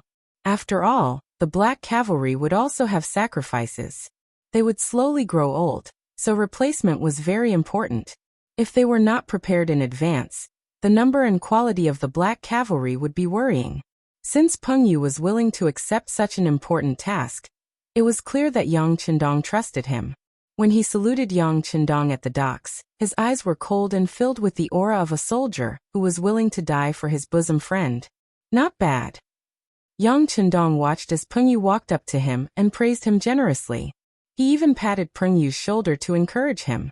Feeling Yang Chendong's big hand patting him, Peng Yu was very excited. He straightened his body and said, "Everything is what this subordinate should do. I only hope that the 6th young master can bring me along the next expedition. I also want to go to the battlefield to kill enemies." Ha ha ha, it's approved. Yang Chendong had always appreciated the general's willingness to unleash their fighting spirit without holding back. A general with vigor might not necessarily win a battle, but if he didn't even have vigor, it would be very difficult for such a general to win a battle. City Lord Yu Qian also brought a group of civil officials to the pier to welcome the arrival of their king. Compared to the last time he saw Yu Qian, he looked even older this time. Even his head was covered with white hair. Even when he walked, his footsteps were a bit unsteady. In history, this Yu Qian, who had long passed away, had his fate completely changed because of Yang Chendong's arrival. He was now Yangxie's helmsman. It could be said that Yangxie could not be where he was today without Yu Qian's efforts over the years. It was only in recent years that he became older and did not do everything himself like before. Instead, he put down his power and began to train young people like Luan Shaochen. But many times he still needed to make the final decision in the end. Yang Chendong had always been very respectful to this great hero. Without waiting for the other person to step forward, he took the initiative to walk over and extended his right arm. "Yu Qian, the wind is strong by the sea, you don't need to come over." "Haha, I'm welcoming our hero, our king." Yu Qian, who was usually reserved, cracked a rare smile and said with a chuckle. Thinking back to when the two first met, Yu Qian was filled with hostility towards Yang Chendong. He had even tried to impeach Yang Chendong. Later on, he was tricked into coming to Crimson City. He was also very unwilling, thinking that Yang Chendong was a traitor of the great Ming Dynasty. Establishing his own faction would only weaken the strength of the great Ming dynasty, and he was courting his own destruction. But when he really began to understand Yang Chendong's thoughts and saw what he did, the old man slowly changed his view. Later, he began to wholeheartedly devote himself to it, truly thinking about the future of the Yang family. Now he was completely moved by Yang Chendong's actions. He also deeply understood a principle. If the Han people wanted to become stronger, they could only do so under the leadership of Yang Chendong.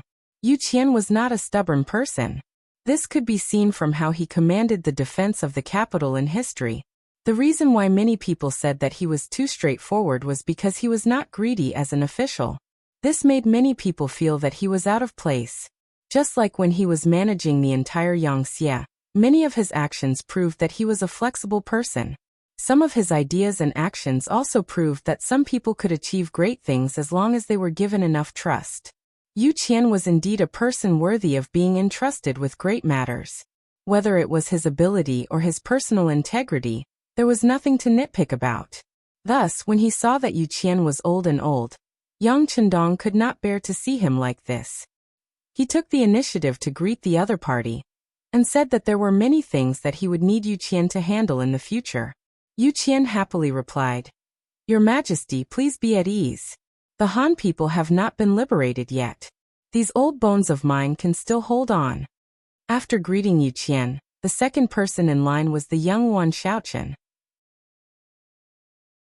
He was in his 30s, but compared to Yu Qian, he was naturally younger. Currently, most of the matters in the city lord's residence were managed by him. In fact, after 2 terms as a provincial governor, he had indeed been tempered. Now he was handling the entire Yangxia issue quite well. But it was only not bad. Perhaps it was because of his background. Wan Xiaochen was not muddle-headed on major matters, but he was always willing to stick to the small matters. In terms of ability and the overall situation, he was naturally far inferior to Yu Qian. This time, Yang Chendong returned to Qixin City to resolve this matter. Without Yu Qian to manage the specific matters, Yang Chendong decided to set up a cabinet. In the future, the major matters of Yangxia would be handled by the cabinet. You are also not bad, but you need to continue to work hard. Yang Chendong looked at Wan Xiaochen with a smile, as if he was praising him, but also as if he was reminding him. As soon as these words were said, Wan Xiaochen's face immediately became a little ugly. He knew that his recent actions were somewhat inappropriate, and if he said that he had no selfishness in this matter, he was afraid that he would not believe it. This matter was referring to the matter of the 8th Madam Junko. Because of the ninja rebellion, Junko was put under house arrest by the imperial concubine Hu Yan. This matter was a state matter, and it was also Yang Chendong's family matter. If Yu Qian expressed some opinions on this matter, it was not a big deal. After all, he was not qualified to do so. But the bad thing was that Yu Qian had not expressed his opinion, or he did not intend to express his opinion at all. But Wan Xiaochen expressed his opinion, and that was he questioned the actions of the imperial concubine Hu Yan. As everyone knew, Wan Xiaochen's sister was Yang Chendong's 6th Madam Wan Xiaoyu, and the 6th Madam also gave birth to a son for Yang Chendong, named Yang Chong.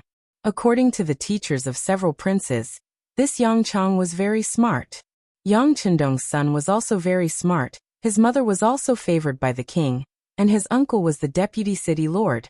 In fact, he was the future city lord candidate.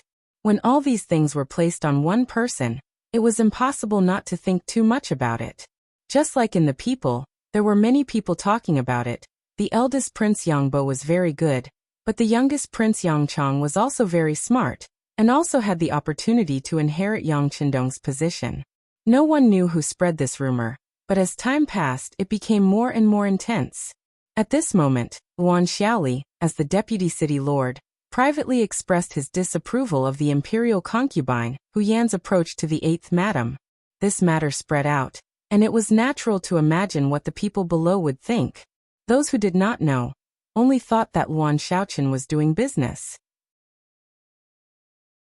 But those who knew some of the details were wondering if Wan Xiaochen wanted to stand up for his sister, and also for his nephew to inherit the position. This matter inevitably spread to Yang Chendong's ears. Just when Beta Persei asked if there was a need to clarify that it was Yang Qindong's idea to put the 8th madam under house arrest, he shook his head. He knew that there was no smoke without fire, and this was a good opportunity to test Luan Xiaochen. Yang Qindong was in the prime of his life, and he really did not think too much about the so-called successor.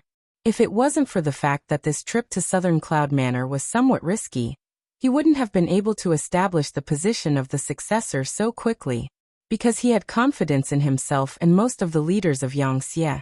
Yang Qindong did not make a sound, but just watched silently. He wanted to see who else would speak out on this matter. Sure enough, after Luan Xiaochen spoke out, there were many officials who expressed their dissatisfaction with the imperial concubine, Hu Yan, in private or on certain occasions. These people were all recorded one by the Long Wei led by Peng Yu, and then investigated one by one. Because he knew that there was a traitor, Yang Qindong did not use any outsiders for this matter, and only arranged for Long Wei to do it. Under such caution, there was really no news, but it also let more people jump out unknowingly.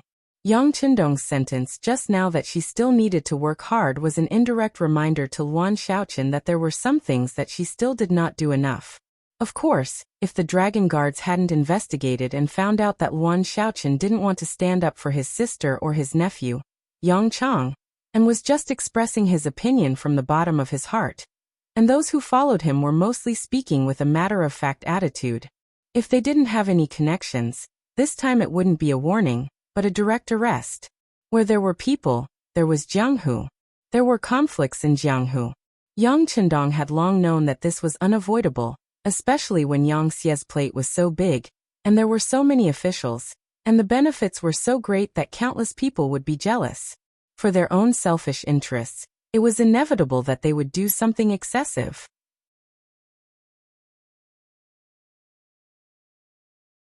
Chapter 1621. But as long as these people did not cross the red line, although Yang Qindong would punish them, he would not kill them. After all, he had to give people a chance to correct their mistakes, right? But if they really stepped on the red line, for example, they wanted to rely on their own strength to connect more people and shake the position of the heir, then Yang Qindong would never let them off easily. Even if this person had great merits, it could not make up for such a mistake. Luan Xiaochen did not cross the red line. Yang Qindong just reminded him. But even so, it made Luan Xiaochen's face change greatly, and his heart woke up. In fact, after saying these words that day, he regretted it a little. Afterwards, he was reprimanded by his sister, Luan Xiaoyu. This was the first time his sister was angry with him in all these years. At that time, Luan Xiaochen did not think that he had done anything wrong. After hearing his sister's analysis, he knew that his behavior could easily lead to misunderstandings. Especially when some of the officials who had a good relationship with him also expressed their opinions afterwards. He knew that his influence was great and the consequences of his words and actions. Fortunately, Luan Xiaoyu was really a smart woman. In her words, she was already very satisfied that the Luan family could go from a poor family that could not even solve the problem of food and clothing to today. Big Brother, Luan Xiaoyu's private name for Yang Qindong, had already given too much to the Luan family. But Big Brother could give, but the Luan family could not accept. Otherwise, they would not know what was good for them. If they did not do well, they would lose everything they had now. Luan Xiaoyu also said that Hu Yan had already done very well as the legal wife, and had never had the intention to bully her sisters. Moreover, Hu Yan was Big Brother's first woman, and also the woman he valued the most.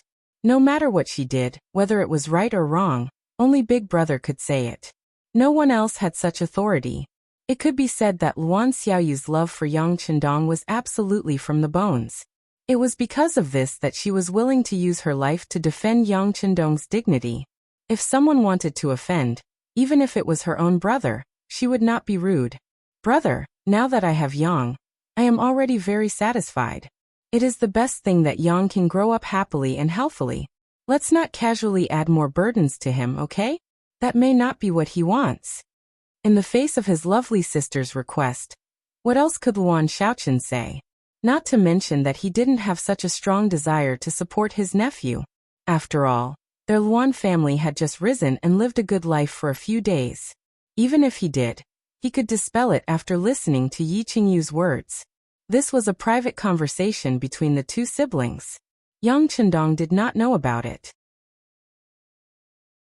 Even the resourceful Long Wei could not find out about this.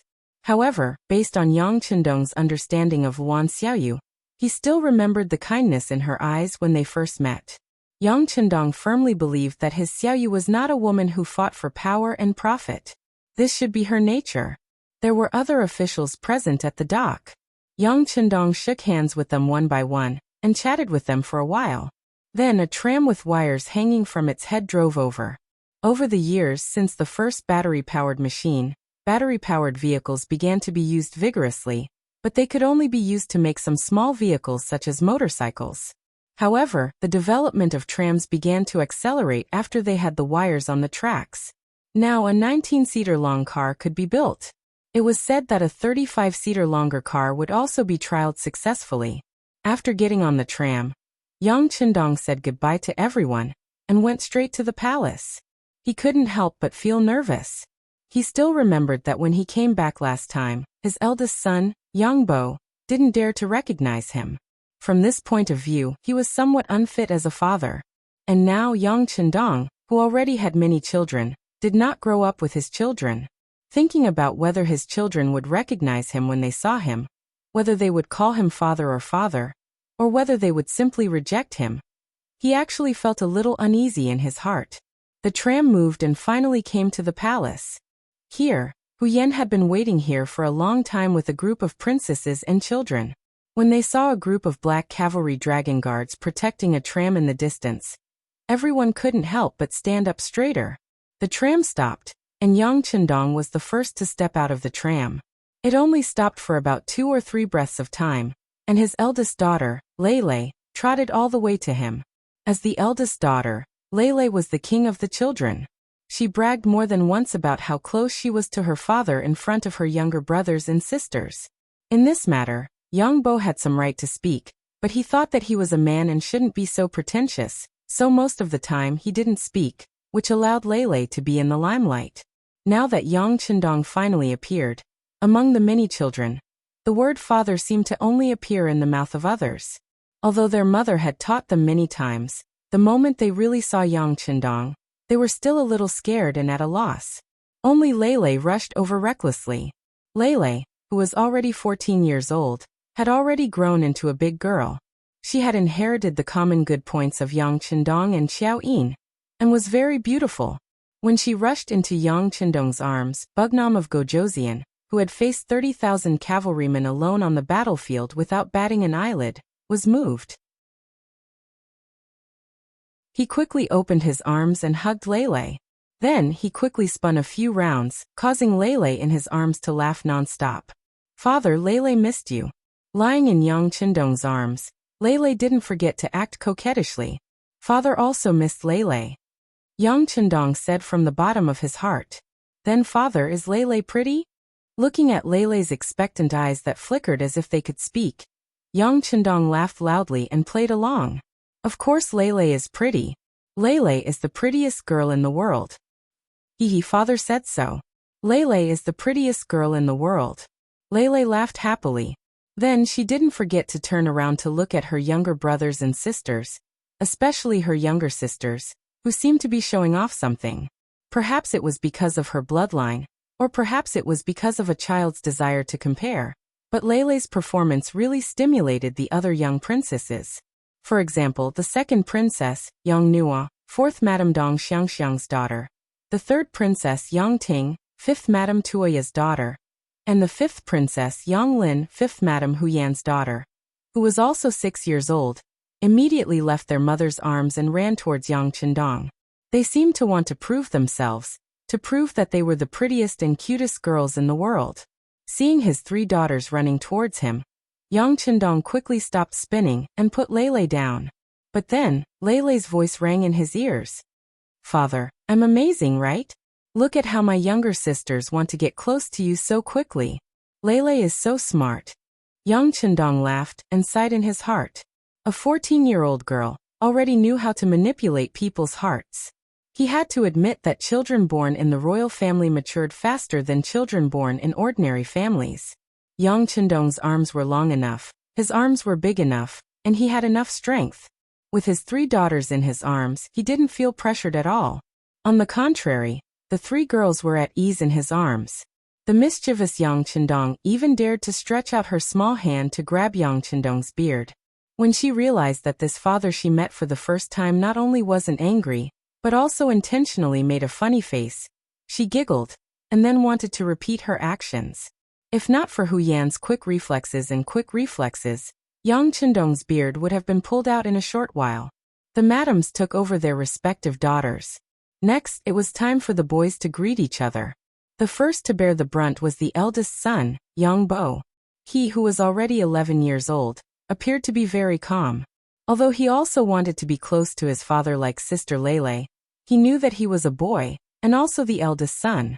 It was not appropriate to do so. So when he saw Yang Chendong in front of him, he suppressed his excitement and stood there quietly. He bowed and said, "Child Yang Bo greets father." Yang Chendong was very satisfied with Yang Bo's calmness. Although he wanted his children to play more when they were young, since they were his children, they had to bear too much pressure. It was better for them to be mature and stable earlier. "And Boer, you've grown taller and stronger. Very good. Father is very pleased." With this praise, Yang Bo's small eyes began to redden. Ever since he knew what it meant to be the successor, how powerful Yang Xie was, and how this position, this great responsibility, and this heavy burden fell on his shoulders, he became more hard-working than before. He woke up early and worked late every day to learn literature and martial arts. Now that he had finally received his father's approval, compared to this, all his previous efforts were worth it. Although Yang Bo was only 11 years old, he had experienced more hardships than other children his age. When he was 3 years old, he entered the preschool of the Yang Family Academy to learn how to read and do math. When he was 5 years old, he entered primary school and began a deeper level of cultural studies. When he was 8 years old, he joined the children's regiment and began basic physical training. This year, when he was 11 years old, he entered secondary school to learn more cultural knowledge. Next year, he was preparing to enter the youth regiment from the children's regiment, so he began to experience real training to deal with local security. This was what he had to face and pay as a prince.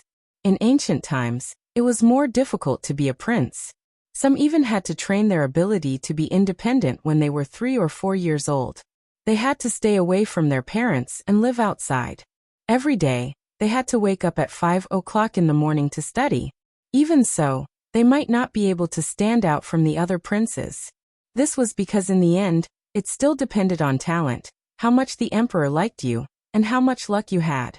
Otherwise, it would be very difficult to ascend to the throne.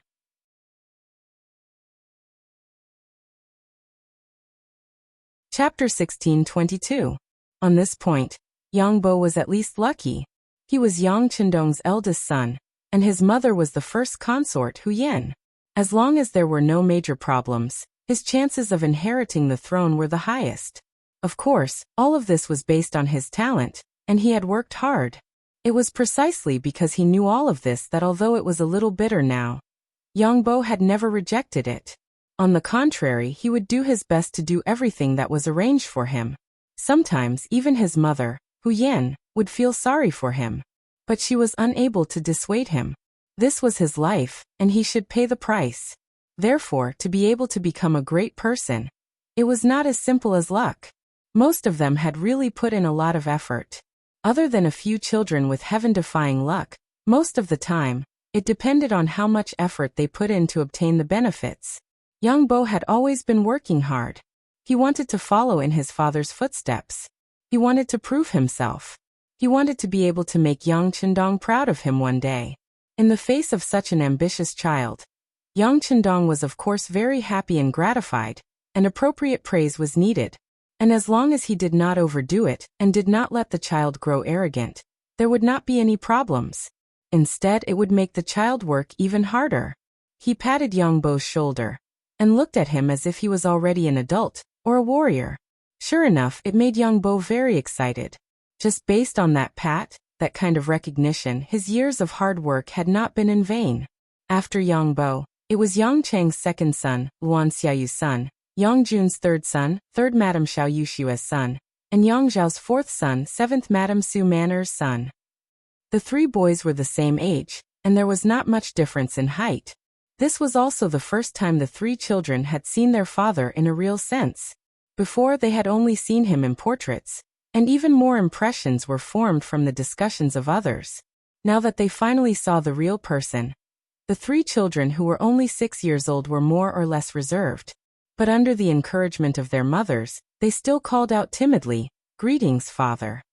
"Haha, greetings." Yang Qindong laughed heartily as he squatted down.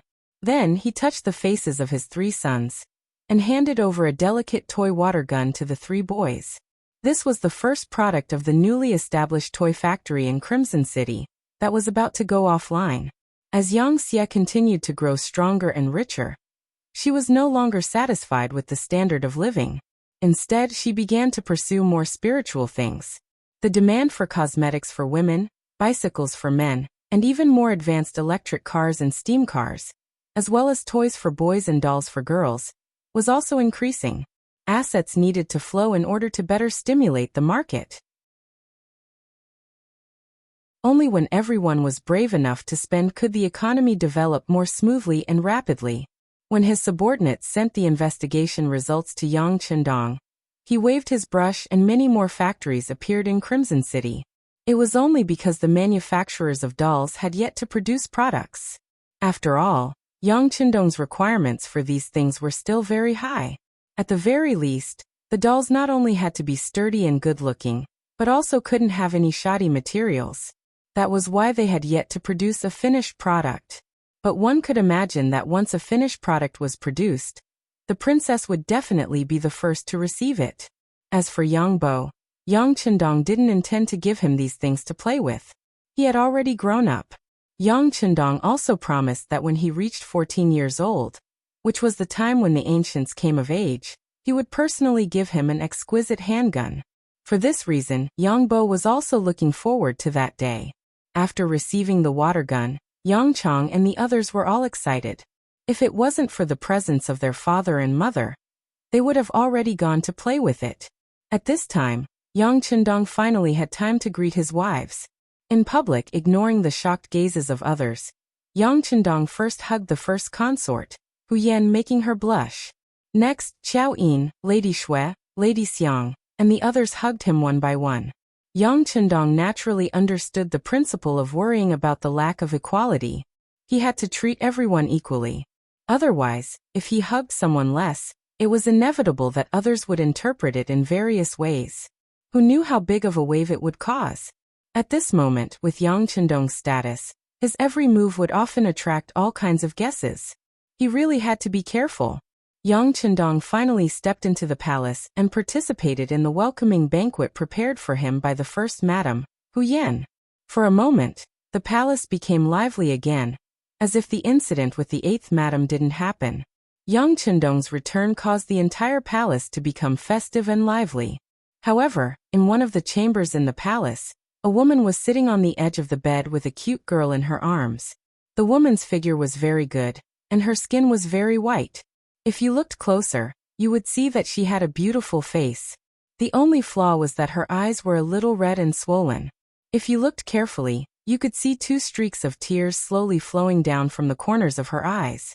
She was the 8th Madame, Junko. Although she was a princess of the Japanese Empire, there had always been a tradition in the Japanese Empire that the husband was the leader, and the husband was the sky. It was said that once a woman got married, she had to put her husband first and foremost. Junko was no exception to this. Since she married Yang Qindong, she really regarded him as the sky. Especially after Yang Qindong helped her avenge her father, mother, and brother, her heart was only left with Yang Qindong. It wasn't until after she gave birth to little Yang Qindong in her arms that she found a new comfort in life when Yang Qindong wasn't around. She usually accompanied little Yang Qindong as she grew up, and then taught her what she had learned in the Japanese Empire. The rest of the time, she waited for news of her king, Yang Qindong, and looked forward to his return. Such a woman didn't care about anything in the world, let alone the Japanese ninjas.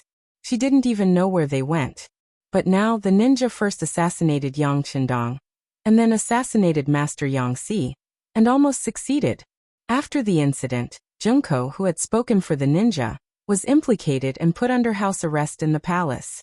All the personal maids were sent away, and at this moment, there were only some new maids and her precious daughter, little Yang Xian, who she didn't know.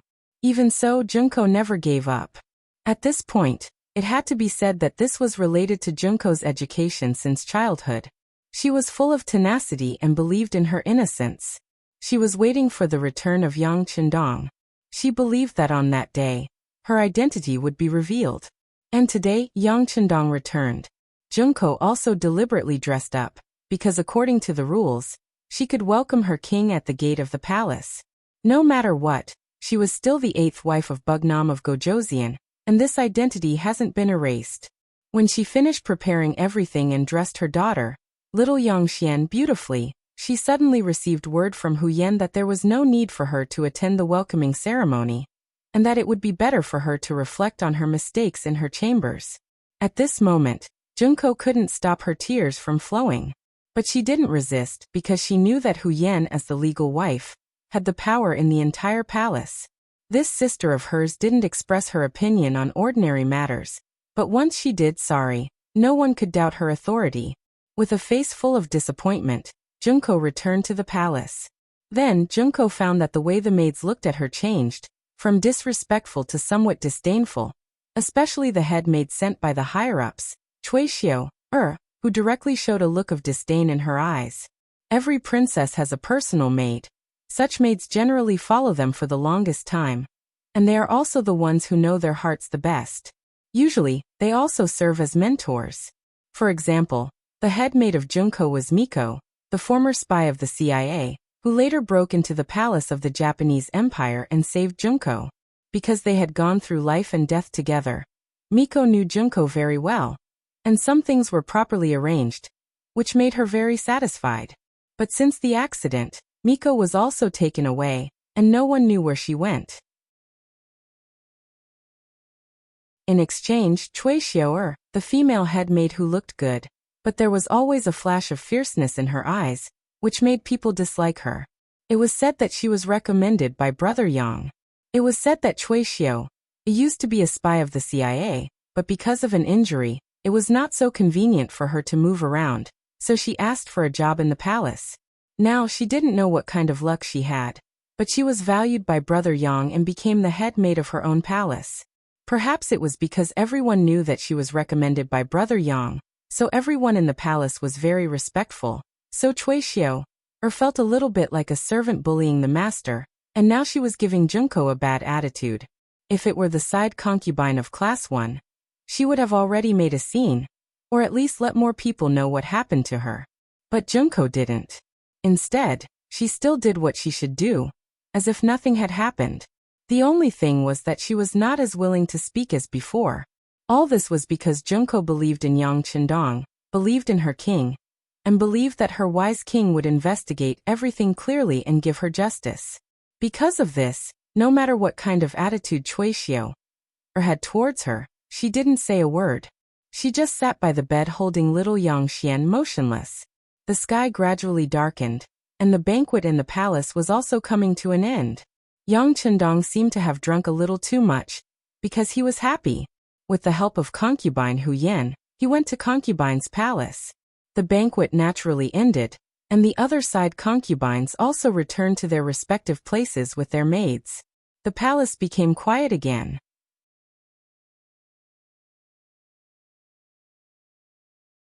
Chapter 1623. It had been proven that Yang Chendong didn't send anyone to summon Junko. It was as if the 8th wife didn't exist. This made the maids who originally had hope become disappointed. Many of them began to look at Junko with a trace of contempt like Cui Xiu. People were like this. When you were in power, even a fart would be fragrant. On the contrary, when you lost power, no matter how well you did, you wouldn't hear a word of encouragement or praise. This was especially true in the harem.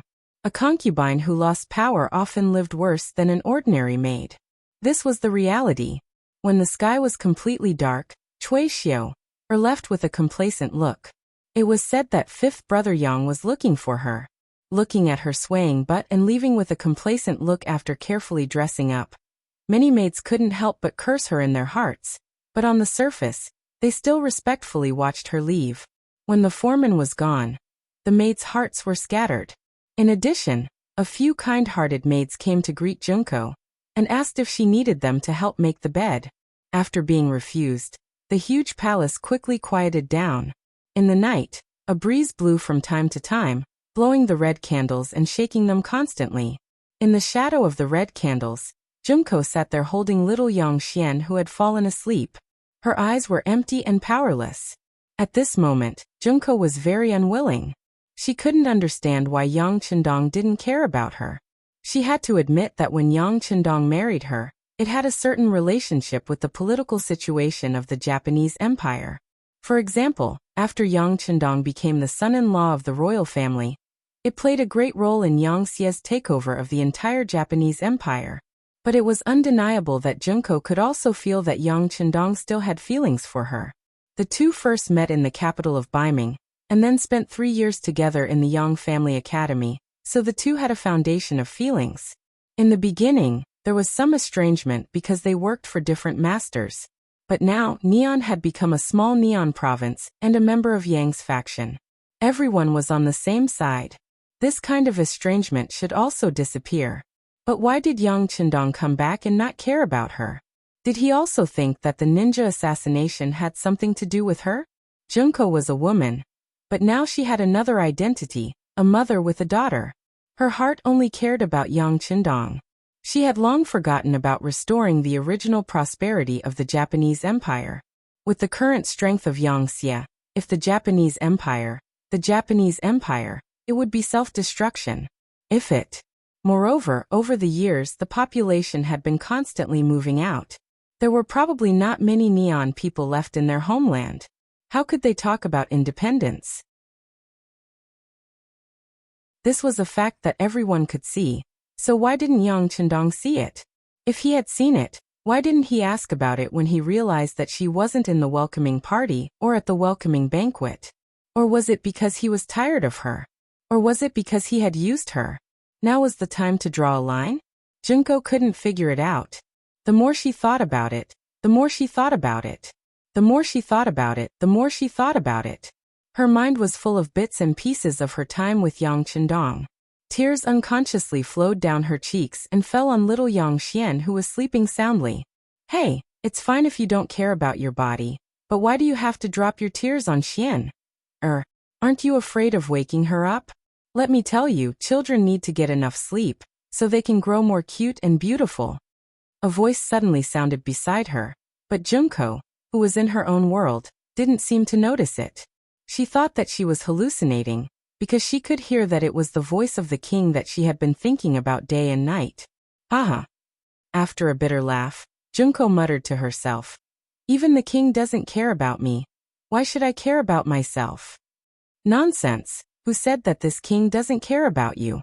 The voice rang in her ears again, but this time, it was so clear and real that Junko couldn't help but turn around.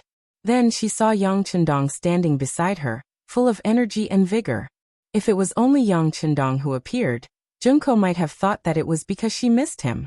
But when she saw that in addition to Yang Qindong, even consort Hu Yen was standing beside him, she knew that this was definitely not an illusion. Ah, my king. Junko woke up and was about to stand up and salute. No need, don't wake little Xianer up. Yang Qindong was already prepared, so he reached out his right hand and gently pressed down on her. After feeling the warmth from his big hand, Junko felt that it was real. At that moment, she couldn't stop her tears from rushing out. The king finally came to see her. You guys talk first, I'll take little Xian away first. Hu Yen, who was standing on the side, showed a very kind look, then reached out and gently took Yang Xian, then turned and went to the bedroom where little Yang Xian was resting. Just outside the bedroom, Hu Yan's head maid, little Qing, was standing outside with some other maids, looking around vigilantly. Although they didn't know why the king and consort wanted to visit the 8th madam's bedroom in the middle of the night, They knew that what happened tonight couldn't be known to outsiders. Otherwise, there wouldn't be Long Wei hiding in the dark outside the bedroom. Fortunately, the 8th madam had lost her power, so all the maids had gone to rest, and no one was waiting in front of her. As long as some ecstasy powder was blown into the room of these maids, they would be able to sleep until dawn, which saved a lot of trouble. On the side of the bed, Yang Chendong was hugging Junko, and the two were sitting quietly. After gradually adapting to the temperature of Yang Chendong's body, Junko knew that she had to say something.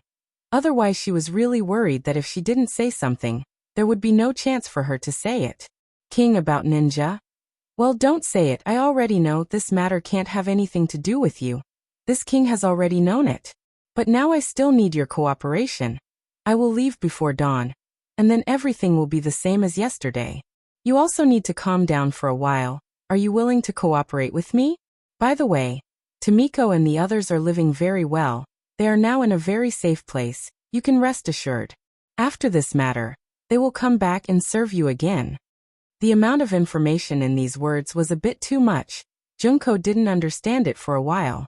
But no matter what, she was still the princess of the royal family. After a while, she digested most of it. Although Junko didn't know what was going on, she knew that this was a trap, and she was the bait. Thinking that she could do something for Yang Chendong, no matter how big the training was, it was not a big deal. Junko immediately said, King, please rest assured, Junko has no complaints and will cooperate well. Haha, Junko is the girl who has the best view of the overall situation. Well, it's already late, can we rest? Yang Hodong first praised with a smile, then said with a hint of temptation in his voice. Yang Chendong knew that if he didn't do something, he wouldn't be able to completely eliminate the estrangement in Junko's heart. So he decided to sleep with Junko. Hearing this, Junko's eyes were full of affection and her face was red. She wanted to say, didn't King just come out from the madam's place? But thinking of Yang Chendong's strong body, she didn't say anything, but just nodded shyly. With laughter, Yang Chendong and Junko slowly fell down. Then the gauze was slowly put down. What a garden full of spring, 12,000 words are omitted here. In a courtyard with 4 entrances outside the palace. The sky slowly brightened. The servant Yang Wu put on his clothes and walked into the courtyard. After practicing a set of martial arts, Cui Xiao came out of the room. Her face was flushed, and it was obvious that she was full. She was holding a basin of warm water in front of Yang Wu. Brother Wu, you must be sweating, come, wash your face. Looking at the towel handed by Cui Xiao. Yang Wu smiled, then pinched her flushed face, and took the towel and began to wipe his face. While Yang Wu was wiping his face, Cui Xiao asked casually, Brother Wu, the 6th young master is back. Should I continue to work at the madam's place? Suddenly putting down the towel, Yang Wu's face was a little cold. Xiao, I'll warn you again, you can only be called king, you can't even call him king. How can you call him the 6th young master? In the entire Yangxia, except for a few servants who can call Yang Chendong young master, those who are closer to him can call him the 6th young master, and those who are farther away can call him king, but most people have to call him king.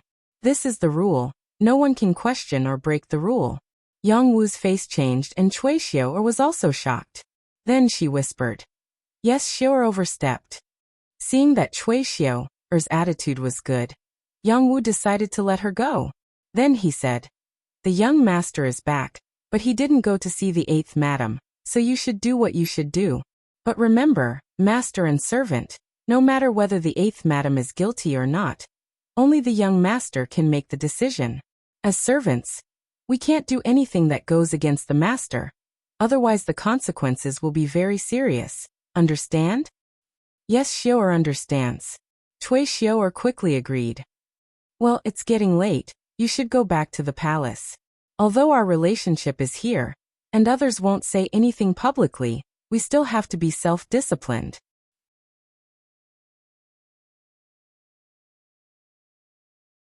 Chapter 1624. Yes, I'll go back to the palace now. Cui Xiao quickly bowed and then stepped out of the small courtyard.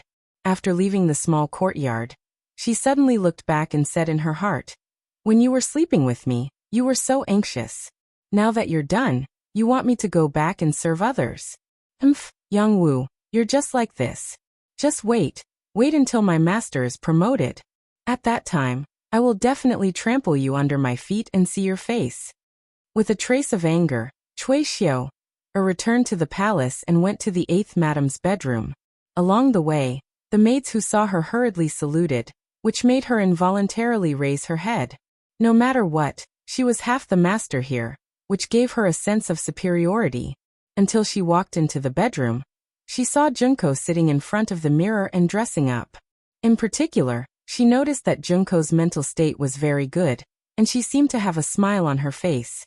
This made Cui Xiu even more puzzled. She could only snort and turn around to find a room to catch up on her sleep. Here Cui Xiu was half the master. No one could control what she wanted to do. What Cui Xiu didn't know was that as soon as she left, Yang Lu came to Yang Wu's small courtyard. As Yang Qindong's servants, after the young master returned, they had to go together to greet him and wait for orders. There were only 5 of them in the Yang family. Even if Tiger's mane was included, there were only 6 people. It was because they were talented that they showed their noble status. But this kind of nobility was only in front of others. In front of Yang Qindong they were still servants. "You're here, then let's go." Yang Wu saw Yang Lu appear and smiled. "Let's go, 5th brother." Yang Lu also smiled. But what he didn't notice was the forced and painful smile in Yang Wu's eyes. As the guard of Crimson City, Yang Wu naturally had his strengths to be chosen here. Although no one said anything, he had a bad feeling about this. Yang Qindong woke up early in the morning and had breakfast in Hu Yan's princess consort's palace. He even held little Yang Lin and fed her a few mouthfuls of food before leaving with a satisfied laugh. When he saw that Beta Persei, Yang Wu and Yang Lu were already standing in the courtyard waiting for him, he waved his hand. "Let's go to the city lord's mansion." The so-called city lord's mansion had already become a 9-story building. However, the real office space was only on the bottom 8 floors. The 9th floor was reserved for Yang Qindong. This was what the ancients called the 9 and 5 Supremes. Not everyone could use the 9th floor. Outside the city lord's mansion, Yu Qian, who had already received the news, was waiting here with Luan Shaochen and the others. Each of them had a look of anticipation on their faces. Because according to the past habit, every time the 6th young master appeared here, he would give very important pointers. Often, after these pointers became reality, the strength of the entire Yangxia would unknowingly rise to a new level. Everyone was waiting for Yang Qindong to appear, and for his new instructions. This time, Yang Qindong did indeed have new instructions, and that was to establish a cabinet. Yangxia was getting stronger and stronger, his territory was getting bigger and bigger, and there were more and more things to do. It was already insufficient to rely on the city lord's mansion to solve all the problems, so the cabinet came into being. They would help share some of the important things and make important decisions. Unlike the cabinet system of the Great Ming Dynasty, Yangxia's cabinet had a total of 9 people. Usually everyone was in charge of something. Once there was a problem that could not be solved, the 9 people would vote according to the principle of the minority, obeying the majority to make the final decision. If there was an abstention vote, and the result was an equal vote, then Yang Qindong would make the decision. Most of the time, Yang Qindong would not interfere too much with the cabinet's affairs. In order to avoid a situation where the cabinet had too much control, the management of the military was not within the scope of internal discussion. The military was independent, and even the logistics were the same. This was the only way to ensure that even if the cabinet was controlled by someone else in the future, the military would still be in the hands of the royal family. This would ensure that the royal family could turn the situation around, and it would be as easy as flipping a hand. Yang Qindong sat in the large conference room of the city lord's mansion. When he announced this decision face to face, the officials below were silent. Many of them showed excitement in their eyes. In fact, this was understandable. When Yang Qindong was not there, the final decision of Yangxia's affairs was in the hands of the city lord's mansion, which was equivalent to being in the hands of the city lord. Yu Qian was worthy of being the boss. However, because this person was wholeheartedly impartial and never showed favoritism, there were many things that people wanted to intervene in, but they could not have the right to speak. Now, the cabinet system was implemented, which was equivalent to decentralizing the power in Yuqian's hands. So they had more opportunities to intervene in government affairs. Of course, everyone was happy. Now these people were thinking about who would be the first batch of people to enter the cabinet.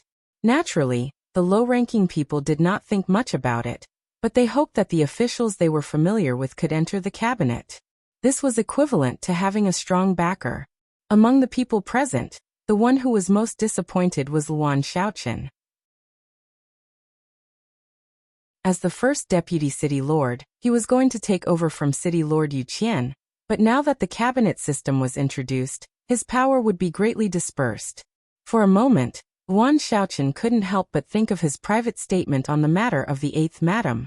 Was it because of this that it provoked the dissatisfaction of the 6th young master, so the cabinet system was introduced?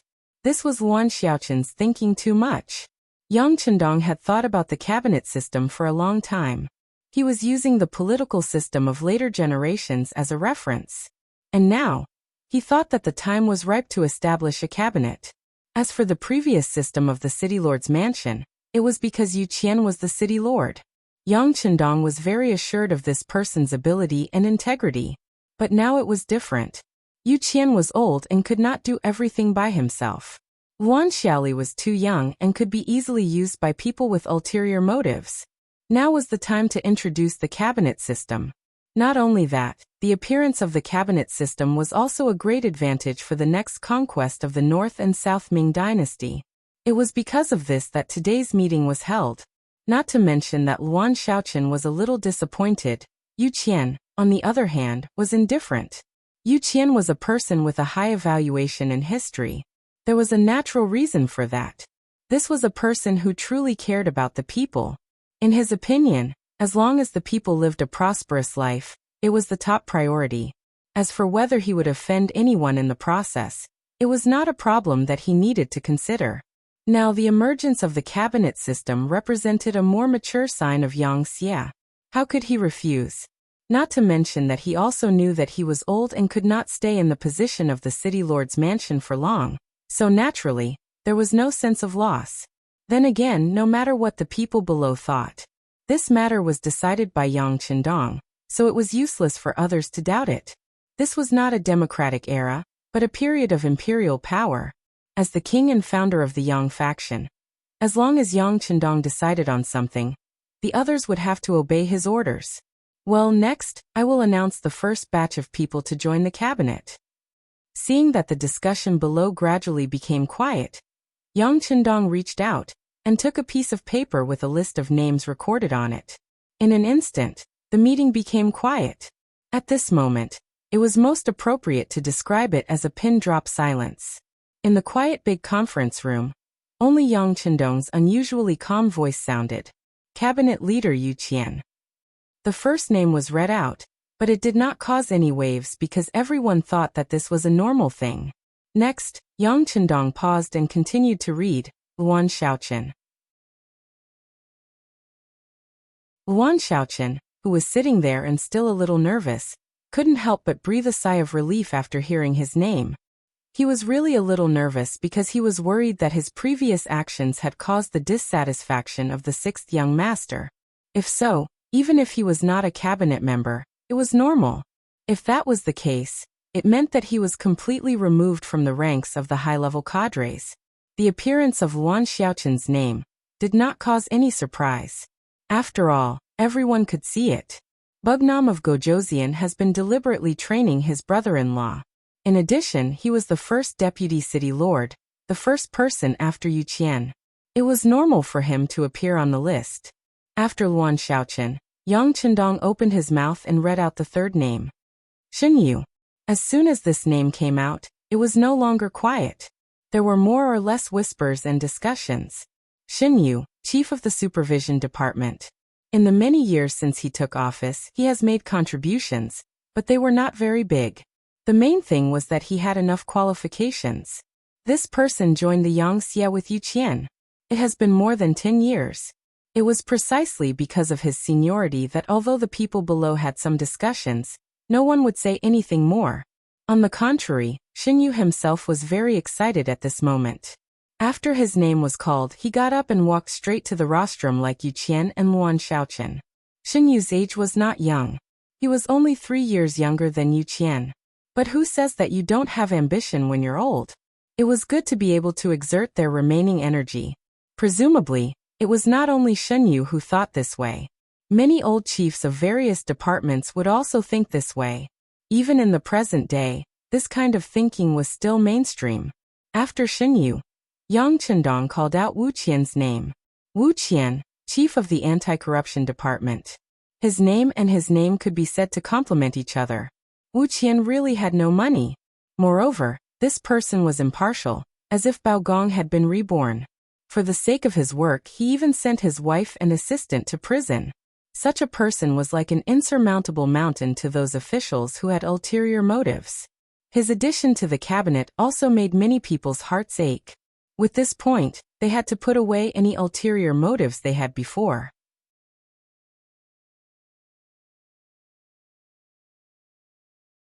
Chapter 1625. Wu Qian, whose name was called, didn't have any excitement. He stood up indifferently. As far as he was concerned, whether he joined the cabinet or not, he would still continue to work. It was just that joining the cabinet meant that Yang Qindong trusted him more, which made him a little excited. Just like Yu Qian, the longer he followed Yang Qindong, the more he saw Yang Xie's rapid changes, and the more he was influenced by Yang Qindong's personality. To be recognized by someone he admired was a happy thing no matter how he looked at it. After Wu Qian, Yang Qindong called the fifth name, Long Tainan. This time, the discussion below was even louder, and it couldn't be hidden. Long Tainan was just the chief of public security.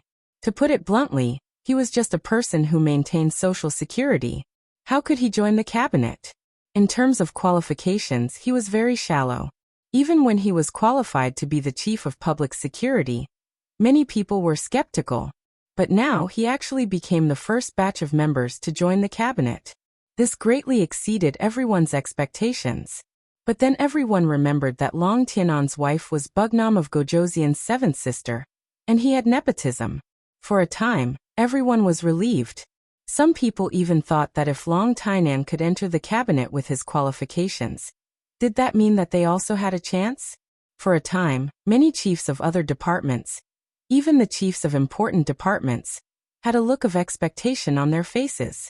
They hoped that the next person to be called would be them. Long Tainan stood up. At this moment, he also had a look of disbelief. It wasn't until he saw Yang Qindong gently nod to him that he knew that everything was true. He immediately took out the style of a soldier and strode straight to the rostrum.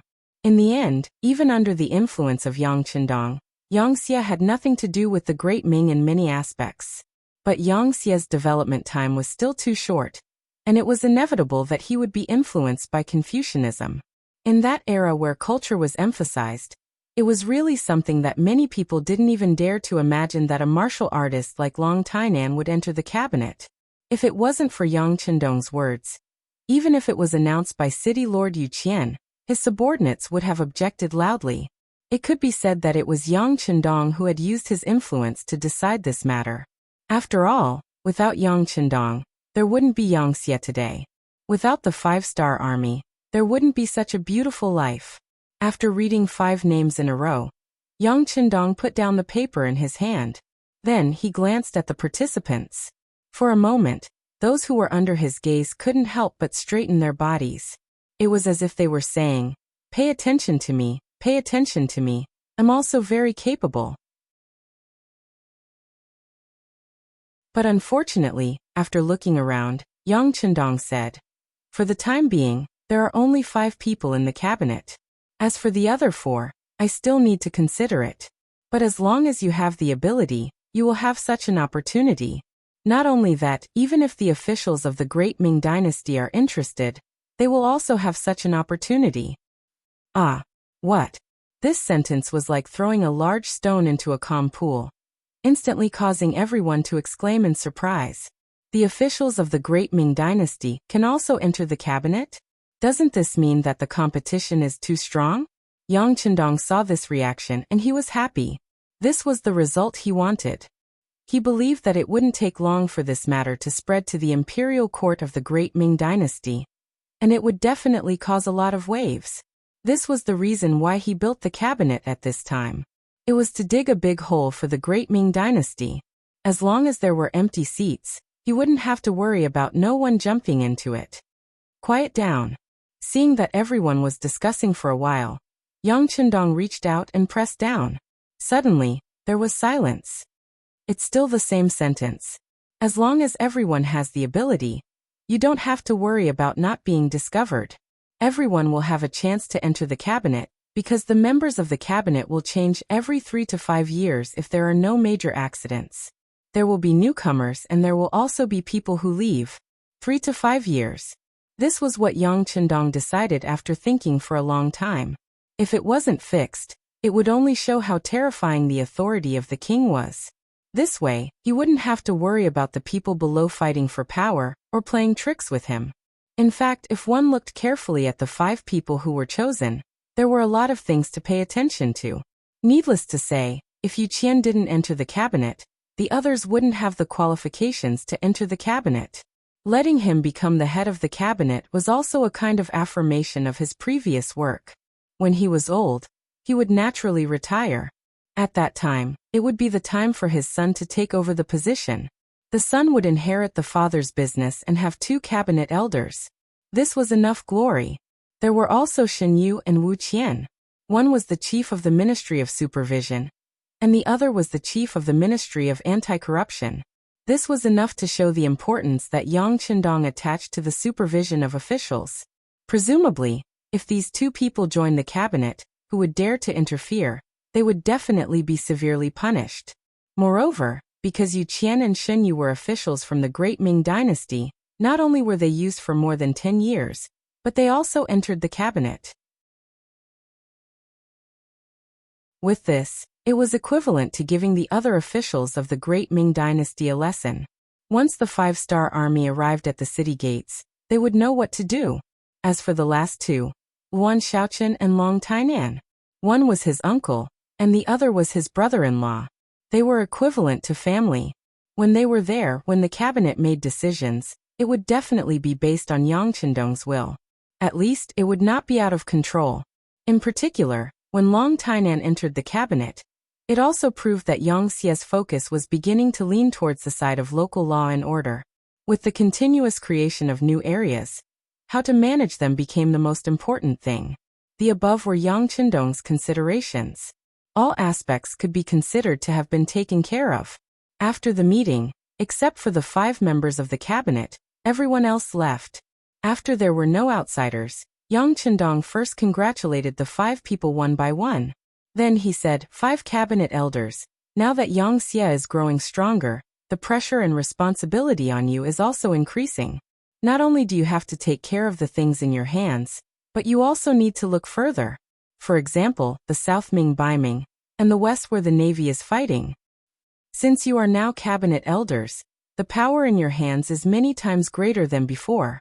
Every time you make a decision, you have to be very careful. You have to consider all kinds of problems and things. Not to say that you can't make any mistakes, but you have to strive for perfection. Yes. Including Yu Qian. The 5 of them all respectfully replied yes. Good, since everyone is now cabinet elders, then I still have to give you more responsibilities on top of your original work. For the public, now that the conquest of the Great Ming has begun, it would be best if we can peacefully accept it. For the public, the Great Ming is also a place where people know each other. This matter will require you and Shingong to worry about. If there are old friends who contact you, use them if you can. If you can't, you can also appease them. Not long after, perhaps the South Ming will send a delegation to Qiqian City to study. At that time, I will have to trouble the 2 cabinet elders. Yu Qian and Shen Yu went to receive the officials of the Great Ming. This was the most appropriate thing to do. With them as an example, the officials of the Great Ming would know what to choose in their hearts. Yes, my king. Yu Qian and Shen Yu agreed without hesitation. This was originally something that they should do. Yang Chendong nodded in satisfaction. Then he turned his gaze to Wu Qian and said, Wu Qian, Yangtze's territory is getting bigger and bigger, and the officials needed are also getting bigger and bigger. When there are more people, it is inevitable that there will be all kinds of people. In terms of personal integrity, I still need Wu Qian to help me check. This king will still say the same thing. If something happens, investigate it. No matter who they are, who their backer is, or how big their background is, as long as they violate the law, just do whatever you want. There is also the issue of the official's property. Whoever doesn't cooperate will no longer be an official. If you want to make a name for yourself, you want to reap benefits, and you want to have power, all the good things in the world can be yours. Good, this official will remember the king's words. Wu Qian revealed a rare smile. He also felt that the pace of Yangtze's expansion was a bit fast, and there were already signs of problems among the officials. He was thinking about whether he should make a heavy hand to clean up the officials. Now Yang Chendong gave him an imperial sword. Especially when the property disclosure policy came out. If someone's family had more money than their original income, it would be clear at a glance. If they couldn't clearly state the source of the property, it would be easier to deal with it. So, in addition to his identity as a cabinet elder, there shouldn't be any big problems when it comes to work. Cabinet Elder Long, the problem of public security is the fundamental problem of a country. As long as the country is well governed, the people can put all their energy into building the country. Therefore, the public security headquarters should not only increase the intensity of patrolling, but also send outstanding cadres to some of the new Yangtze's territories to do in-depth ideological work with the people. Let them check each other, and expose the people who have problems. They should strive to strangle the crimes in the cradle, so that the losses can be reduced. Also, there are bandits and anti-Yangtze forces in some places. Don't be polite to these people. Contact the local garrison and make a thorough plan to eliminate them in one fell swoop. Don't be soft-hearted. Understood, sixth young master. Please rest assured. Long Tainan put down the pen in his hand, stood up, and straightened his body. Finally, it was Luan Xiaoqin's turn. Yang Chendong handed over the work of propaganda and education to him. Remember, propaganda is very important, especially in an era where people follow the herd. If this work is done well, it can make the society more stable and the people more motivated. Otherwise, there will be a lot of chaos. There is also the issue of education. You must build more schools, and the Han people must learn to read. Let them know what is loyalty and what is treachery, and better distinguish between right and wrong. Write a report on how much money you need later. Okay, sixth young master. I will go back and have a good talk with the people from the publicity department and the education department. I will definitely do this well. Luan Xiaoqin also quickly expressed his attitude. Luan Xiaoqin was also very satisfied with managing these two major tasks. This proved that his words still had a lot of weight, and Yang Chendong still thought highly of him. When it came to work, he didn't have any worries. Brothers, Longzi's new book Duke Ferocious is already a little fat. You can go and slaughter it. Hee. New book Duke Ferocious. Please recommend, bookmark, click. During the new book period, please support Longzi. Thanks.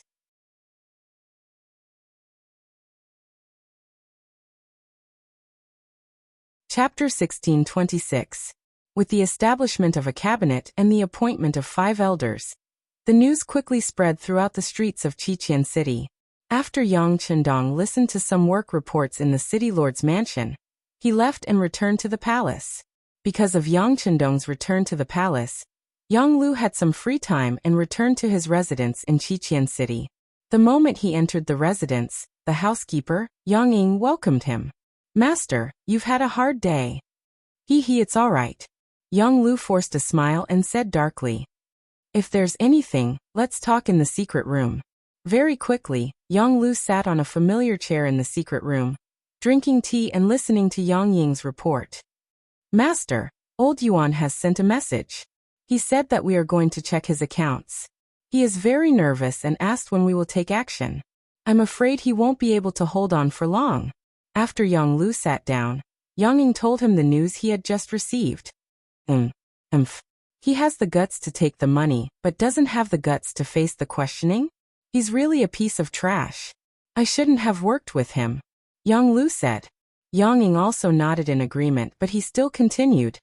It's just that old Yuan knows too much, he can't get off the ship now. He also said. What did he say? Yang Lu asked unhappily. He also said that he has evidence of us. If we don't save him, we'll just die together. Yang Ying thought for a while and gritted his teeth. How dare he? As if someone had stepped on his tail, Yang Lu jumped up all of a sudden. He never thought that there would be a day when he would be threatened.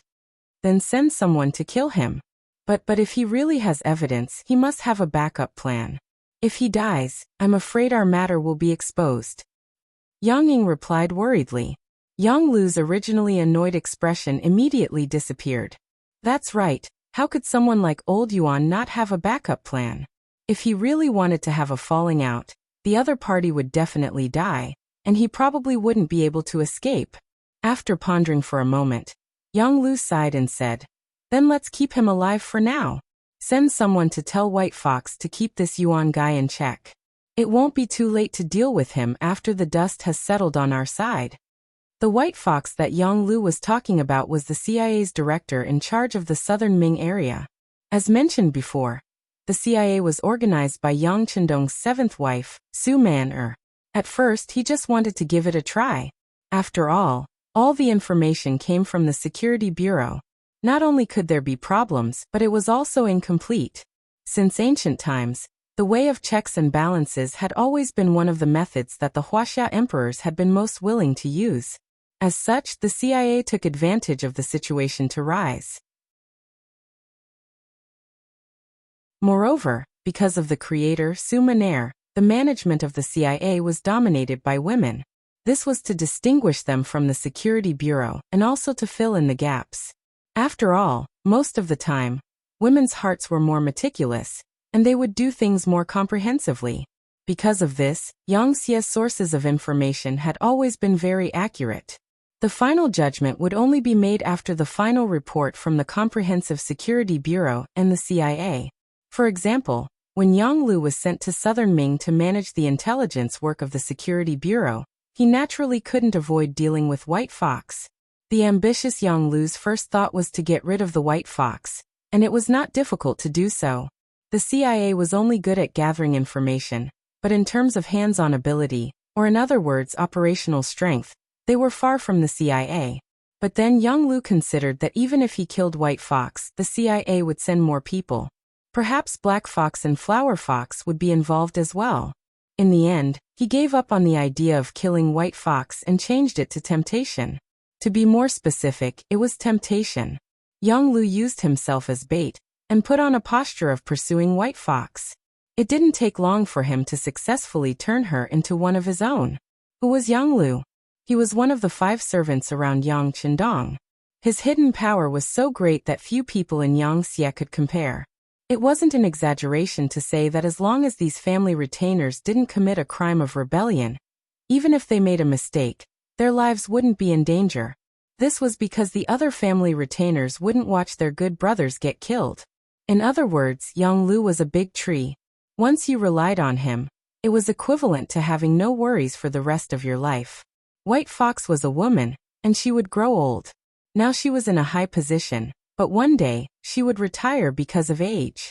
There had to be a place for her to go. Yang Lu was undoubtedly the best backer and candidate in her eyes, and the two could be said to hit it off. After sleeping with White Fox, Yang Lu revealed his ambition little by little. At first, it scared White Fox, but she was already on the boat, and now she couldn't get off. Moreover, God knew if Yang Lu would be in trouble if she exposed the matter. But one thing was for sure, and that was that she would definitely be in trouble. She couldn't compare to Yang Lu's brothers who had gone through life and death to plead for him. In the end, White Fox also became one of Yang Lu's subordinates. After the Security Bureau and the CIA were under his control, Yang Lu didn't have any scruples when doing things in southern Ming. Soon he colluded with the local tycoon Yuan Xian, who was the old Yuan they just mentioned, and started a smuggling business. The goods produced by Yang Xie every year were extremely popular. Many merchants hated that they received too little, or else they would have earned more. Yuan Qian was one of them. Among the merchants, Yuan Qian wasn't the most powerful, but he was sufficiently obedient. He became Yang Lu's spokesperson. With Yang Lu's name, it was naturally not a problem for him to obtain more goods from Crimson City. As such, the Yuan clan stood out from the crowd of merchants, and he would only receive 10% of the profits. The remaining 90% would go to Yang Lu. Again, Yang Lu's plan was huge. He needed a lot of money, and he needed to bribe a lot of people to do things for him. Slowly, he took away 5% of Yuan Qian's profits, leaving him with only 5% of the profits. Logically speaking, this wasn't a small amount. However, the problem was that everyone knew that Yuan Qian had connections, and many poor relatives came knocking on his door. In order to not lose face in front of others, Yuan Qian could only puff himself up at his own cost. Slowly, many officials in southern Ming had their eyes on him, and the amount they wanted was not a small amount. Yuan Qian finally couldn't take it anymore. Thinking of the things he had done for Yang Lu, he demanded an exorbitant price. Not only did he want back the 5% that was taken away from him, he also wanted an additional 10%, which was a total of 20% of the profits. How could Yang Lu agree to this? The conflict between the two sides started to appear, and this was what Yang Ying reported. Yang Lu was quite relieved to leave the matter to White Fox. Not only did this woman have good looks, but she was also very capable. Otherwise, she wouldn't have become the director of the CIA in southern Ming. He was just a small merchant, and he was confident that he could control him. Yang Lu also knew that there was a problem, and he couldn't avoid it forever, so he had to hurry up. He couldn't help but look at Yang Ying and said, "Go to Fourth Master Yang Yang's place and tell him this." Yang Lu returned to Crimson City and started to get busy. Establishing the cabinet was just one of the countless things he had to do. Next, he went to the People's Hero Monument and brought the 5 cabinet members to pay their respects. This was also the first time the 5 cabinet members made a public appearance, and it was to tell everyone that the cabinet was important and had great power. Next, Yang Chendong started to patrol the factories one by one. In terms of professional ability, Yang Chendong naturally couldn't compare to professionals. However, he had foresight and knowledge that exceeded this world by a few hundred years. Therefore, he either didn't speak, or he could often add the finishing touch, making people feel enlightened. Crimson City was huge, and there were many factories. If Yang Chendong wanted to visit all the large factories and departments, it would take a few months. During this time, the negotiations between Yang Xie and Southern Ming finally came to a conclusion. Facing the covetous eyes of the 5-star army, Southern Ming, who wasn't prepared, finally chose to compromise. After Ma Dali and Xie Chong quarreled and argued, all the way until the 10th month of 1467. After more than 3 months of negotiations, Southern Ming finally made a lot of concessions. For example, they allowed Yang Xie to open a bank in Southern Ming, open a shop, and allow him to build a port in Fuzhou and other places near the sea. Ma Dali also represented Bugnam of Gojoseon, and said that Yang Xie and Southern Ming would continue to be friends for generations. In the future, Yang Xie would continue to provide food to Southern Ming, and the price wouldn't increase by 50%, but only by 20%, etc. Just like that, the relationship between the two sides went from being at daggers drawn to the current ambiguous relationship. This was really unexpected. After Ma Dali finished the final negotiations, he took a ship back to Crimson City and reported to Yang Chendong. In the political affairs hall of the palace, Yang Chendong said that he had worked hard and that things were done well. This made Ma Dali smile. As if he could see that Yang Chendong was in a good mood, Ma Dali took the opportunity to ask his question. Sixth young master, the current situation is that our Yang Xie is very strong, and the 5-star army has recovered their fighting strength after 3 months of rest. Why do you still want to negotiate with Southern Ming? Ma Dali wasn't the only one who wanted to ask this question. Many officials were also filled with doubts. This was because according to Yang Chendong's style of doing things, he had never negotiated with other countries, regions, or powers. If there was a disagreement, he would start a war. Sometimes he didn't even need an excuse. Yang Chendong knew that it was time to answer this question. Even if he didn't give an answer today, there would still be people who would ask tomorrow. In order to solve the problem once and for all, he said, war stems from politics, and politics is higher than war. Whether a war can be won or not, it can't be measured purely from a military perspective. It also needs to be combined with political factors.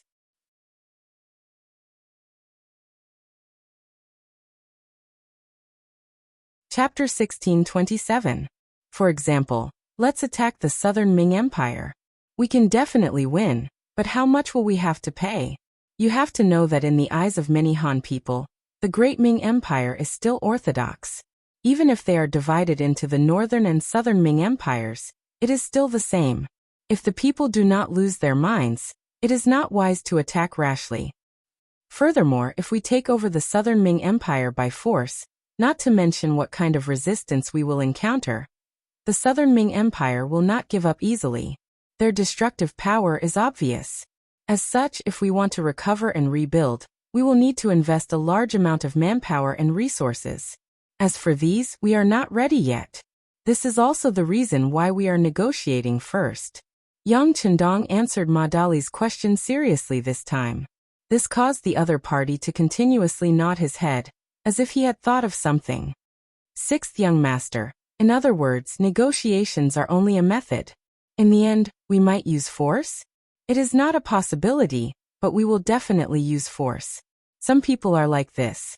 If you only show off your muscles, they will not be afraid and will think that it is just for show.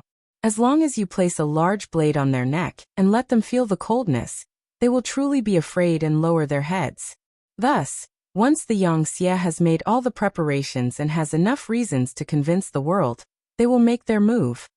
Speaking to here, Yang Chendong's eyes flashed with a complicated expression, but he quickly became firm again. As for the reasons needed, someone should be sending it to us soon. Ma Dali naturally did not understand the deeper meaning of Yang Chendong's words.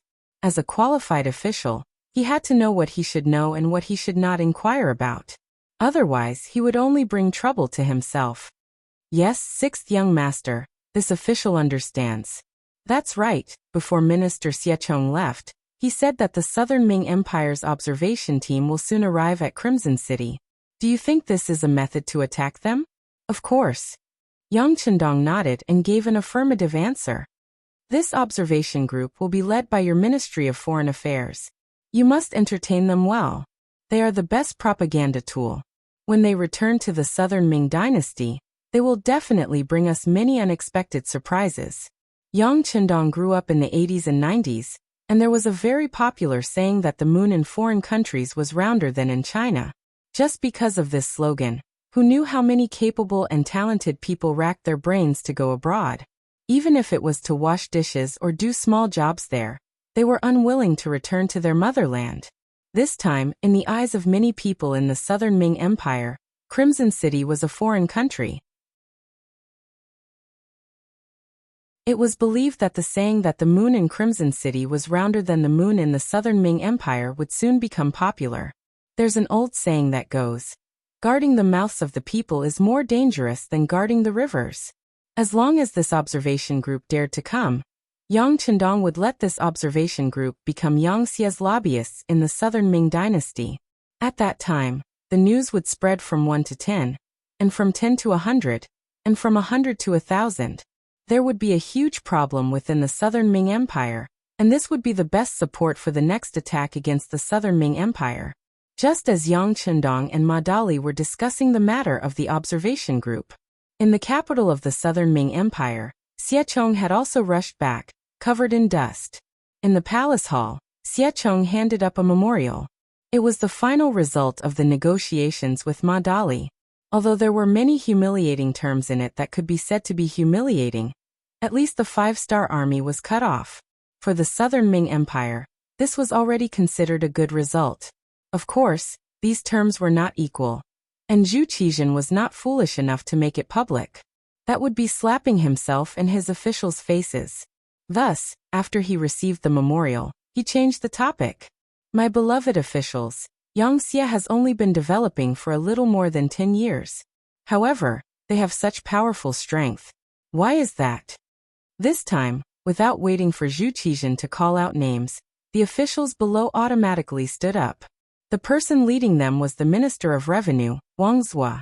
This person was also old and wanted to retire, but in the end, he was urged to stay by Zhu Qizhen. It was not because of anything else, but because there was no one more suitable for this position in the southern Ming Empire than Wang Zhua. Money and provisions were important, and it was not reassuring to leave it to others. Wang Zhua stood up and replied, "Your Majesty, this subject has always heard that Yangtze's Crimson City's commerce and industry are very developed. It is because of this that they were able to earn a large amount of money in a very short period of time. This must be the foundation of Yangtze's strength." That's right. Although Zhu Qizhen did not want this result, he had to admit that this result was very correct. Thus he nodded. Minister Wang's words are very true. Yangtze's strength is greater than theirs. They have a strong foundation of money, and their financial resources are very sufficient. This is the reason why they were able to establish such a powerful army. Here comes the problem. What they can do, we can do as well. This time, Minister Xie put in a lot of effort to help us get an observation team. This emperor thinks that we should all go to Crimson City and take a look. We can learn from the enemy and subdue them. Zhu Qizhen credited the matter of the observation group to Xie Chong. In fact, it was Yang Qindong who suggested it. This was the emperor's power play.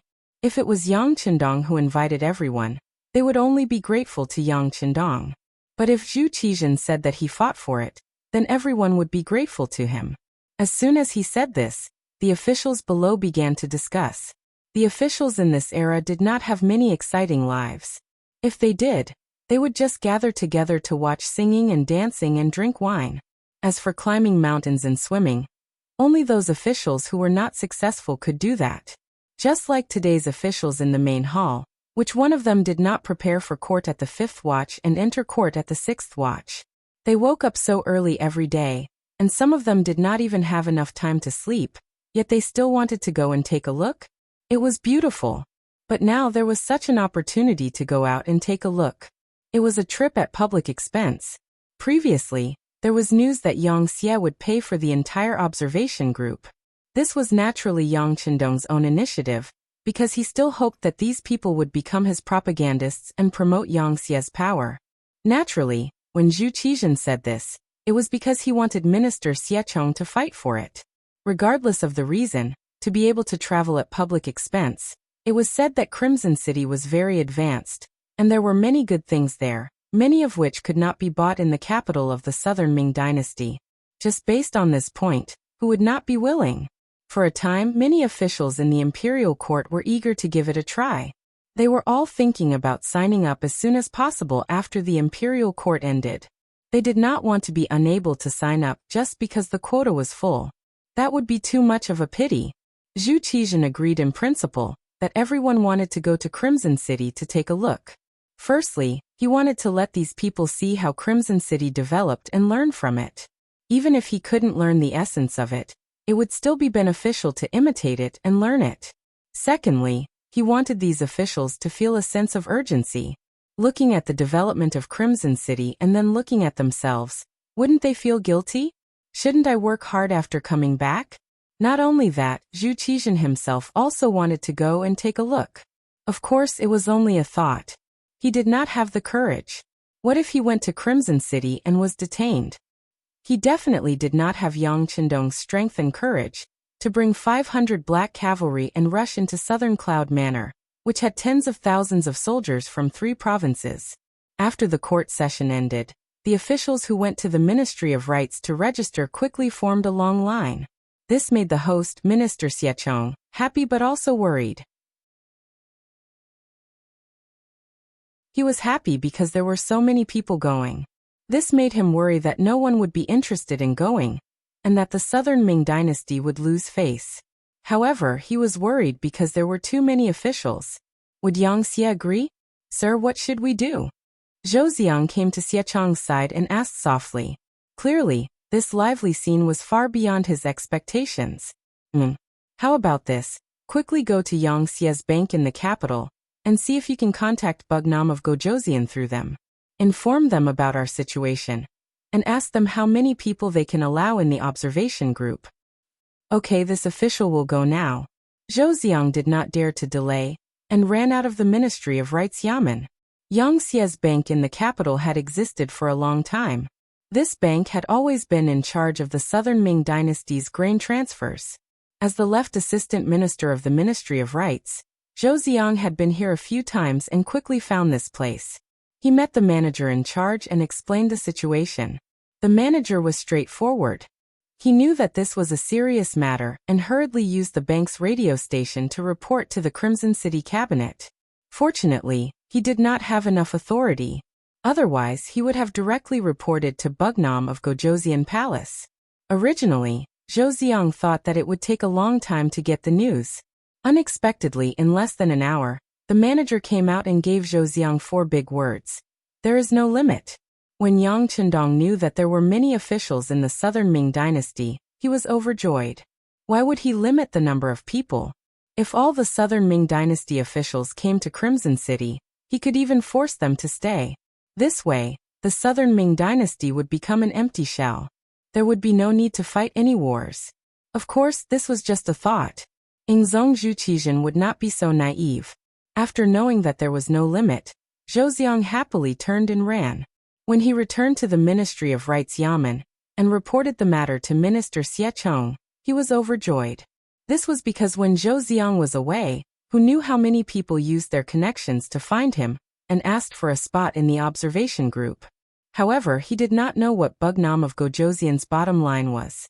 However, if he did not agree, he would easily offend people. How could he stand in the imperial court?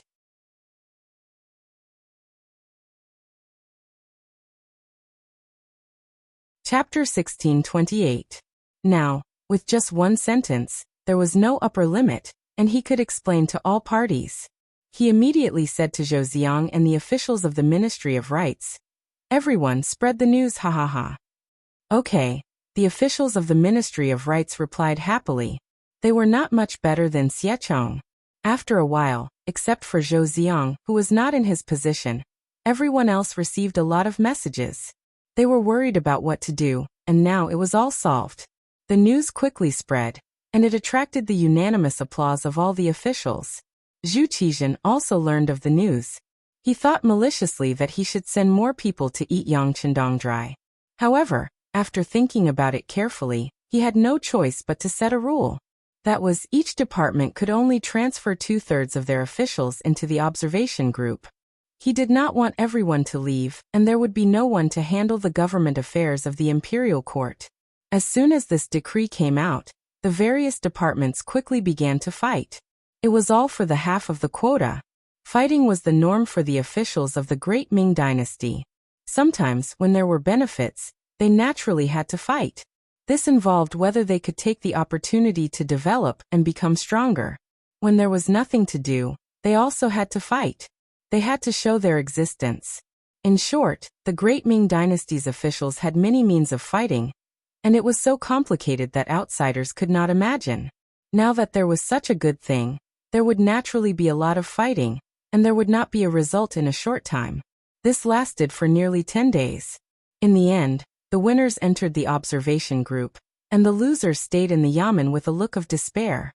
The Ministry of Rights quickly received the list of the officials of the observation group from each department. When the result was calculated, it really gave Xie Chong a shock. When he saw the final result, there were more than 3,600 officials. He stood in place as if he had crashed. Xie Chong was very clear that these were the official members of the observation group. According to the result of his negotiation with Ma Dali, each official could bring 3 family members. The usual arrangement was 1 wife and 1 son and 1 daughter. In other words, on the list of 3,600 people, there were 4 times, and there were nearly 15,000 people. Xie Chong couldn't help but chuckle at the thought of so many people eating and drinking. He felt that this time, Yang Chendong had smashed his own foot with a stone. Zhuqizhen also saw this name and couldn't help but chuckle. He then said to Qian Xingbao, "Tell Xie Chong to do it this way." At this moment, Zhuqizhen was still thinking. This time, There were already so many rank 5 officials and above in the capital. If he had known earlier, he would have set the rank of officials to rank 7. That way, the number of officials would at least double. This would put a lot of pressure on Yang Xie's finances. But it was just a thought. For officials with too low a rank, even if they went to Crimson City, with their ability, the things they could learn would be limited. Besides, 15,000 people was already a lot. The emperor agreed, and the name list of the 15,000-strong observer group was quickly sent to Yang Qindong. At this time, he was talking with Yu Qian and Xinyu about the reception of the observer group. When he saw the final number of people, Yu Qian's face couldn't help but darken. Yu Qian was famous for being upright. Seeing the number of people in the observer group, he began to feel some heartache about the financial expenses. Even Xinyu's face was ugly and a little red. He was embarrassed for the Southern Ming officials. Did they take advantage of the situation? Did they have any shame? On the other hand, Yang Qindong didn't have the slightest displeasure. On the contrary, he was very happy as he muttered to himself. And 15,000 people isn't a lot. I don't know what kind of influence it will have by borrowing their mouths. King, what did you say? Yu Qian and Xinyu didn't hear clearly and asked curiously. Oh, nothing. This king said that they are all children of the great Han Dynasty. We have to properly receive them. As the host, we can't be stingy. Pavilion elders, you can first estimate how much silver is needed to entertain the guests. Yang Qindong waved his hand and asked indifferently. Yu Qian and Xinyu, who had done some work in advance, had prepared 500,000 taels for this matter. This was already not a small amount. However, they didn't expect the number of people in the observer group to be so large. Just the transport ships sent out were more than 10. After all, they had to leave enough space. They couldn't make it crowded after inviting people. Wouldn't that be contrary to their original intention? That 2 million taels? Xinyu first glanced at Yu Qian, then carefully probed with a question. However, when he saw Yang Qindong frown, he quickly changed his words. 1,500,000 taels is also fine. If it's any less, I'm afraid we won't be able to reach our initial goal. No, it's not that the difference is too big, but it's too little. Since it was us who took the initiative to invite them over, since we had the intention of letting them advertise our 5-star army, how could we be too petty? How about this? We'll give you 5 million taels as the basic cost. If it's not enough, we'll add more. In addition, we'll give you 370,000 yang coins to ensure that every official will receive 100 yang coins to buy the items they want. The yang dollar was the highest currency in the yang system. There was no other currency that could compare to it. In principle, yang xie coins weren't allowed to be exchanged. There was only one way to obtain them, and that was to receive a certain amount of money from the yang xie officials. Furthermore, those who had made great contributions to yang xie would receive additional rewards. With yang coins, one could purchase the items they wanted from the yang department store in Crimson City. The items here only accepted yang coins. In other words, without yang coins, even if you brought out a mountain of gold or silver, you wouldn't be able to buy anything from there. On the other hand, the items in the yang department store couldn't be seen from the outside. For example, there were the best cosmetics, exquisite watches, practical binoculars, high-class Chinese tunic suits and cheongsams with unique numbers printed on them, as well as high heels for women and shiny leather jackets for men. There were also exquisite palm-sized mirrors decorated with beautiful eyes, mini Buddha statues, Guanyin statues, and so on that could be hung in front of one's chest. There were even more high-end items such as flashlights and sewing machines, bicycles, electric scooters, and so on. In short, they were items that didn't have high production capacity or were laborious to produce.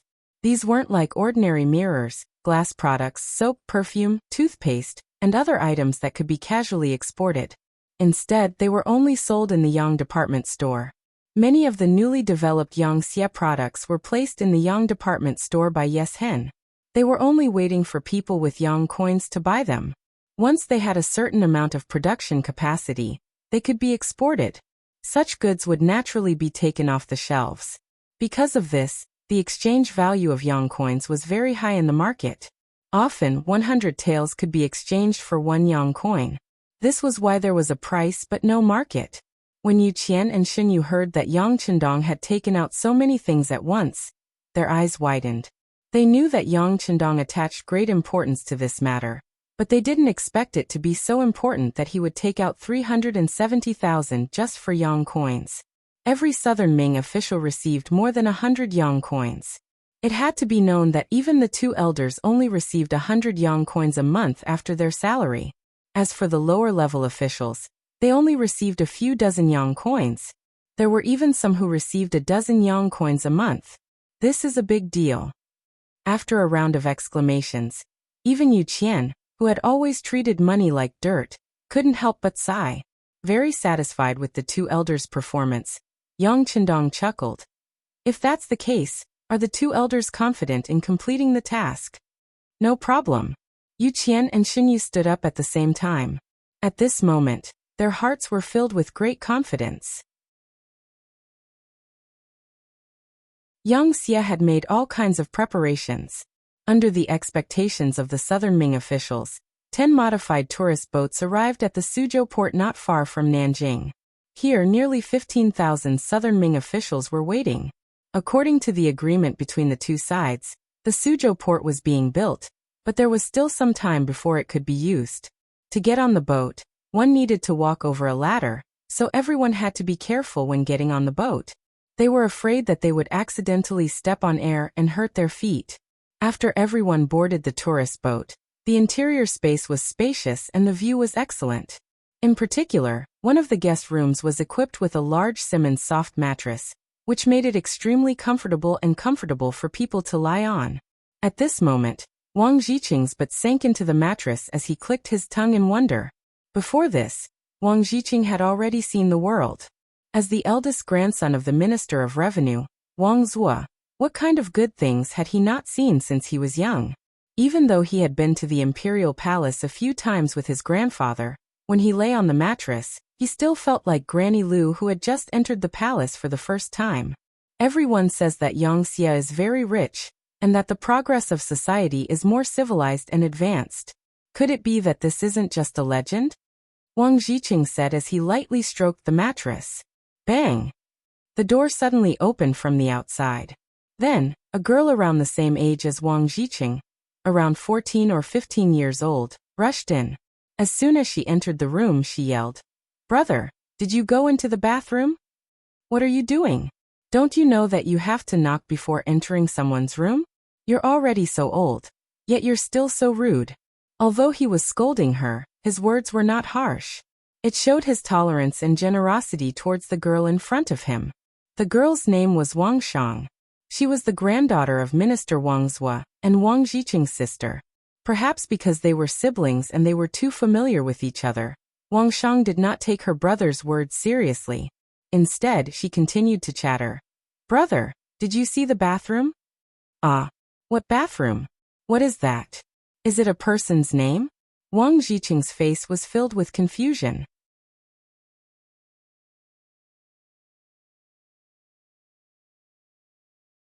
Chapter 1629. Humph. I knew you hadn't seen it before. Wang Shang snorted. She knew her brother very well.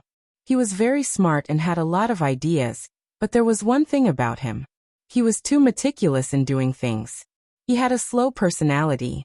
She thought that her brother must not have had time to go to the washroom, so she purposely came to show off. "Brother, come here.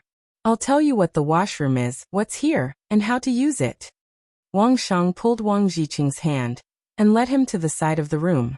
After a full 10 minutes, Wang Jiqing walked out of the washroom as if he was in a dream. After showing off, Wang Shang also left the room to find her sisters. Wang Jiqing, who was left behind, was a little confused. The items in the bathroom just now had really shocked him. For example, the expensive shampoo, shower gel, the porcelain bathtub that was big enough for him to lie down in, and the toilet that could be flushed at any time. With Wang Jiqing's family background, he had experienced these things before, but they were completely different from the things here. Take the bathtub for example. There was a faucet on the side. When you turned it to the left, it was cold water. When you turned it to the right, it was hot water. It was really very convenient. It was far different from his own home, where he had to boil water in advance to take a bath. When the water turned cold, he had to ask the servants to refill it.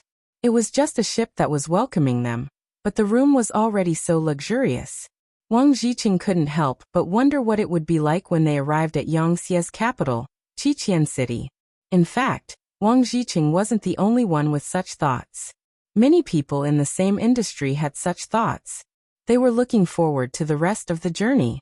It would take a few more days to get from Suzhou to Qiqian City. There were still things happening in Qiqian City. For example, a guest was welcomed in the palace. It wasn't exactly a guest. It should be said that it was a member of the family. He was Yang Qindong's fourth brother, Yang Yang. Among the brothers, Yang Yang was the most useless existence in Baiming. When his brothers had things to do, he became a good-for-nothing.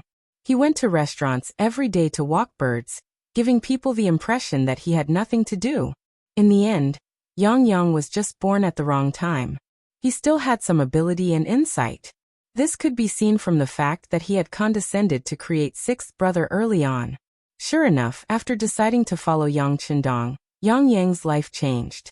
She held great power and became Yangtze's spokesperson in the Southern Ming Dynasty. Not only did she receive the respect of countless people, she could get whatever she wanted with just a stretch of her hand. She truly lived the life of a deity. If he hadn't been assassinated by a ninja, he would still be in the Southern Ming Empire, and wouldn't be willing to return to Kaisen City.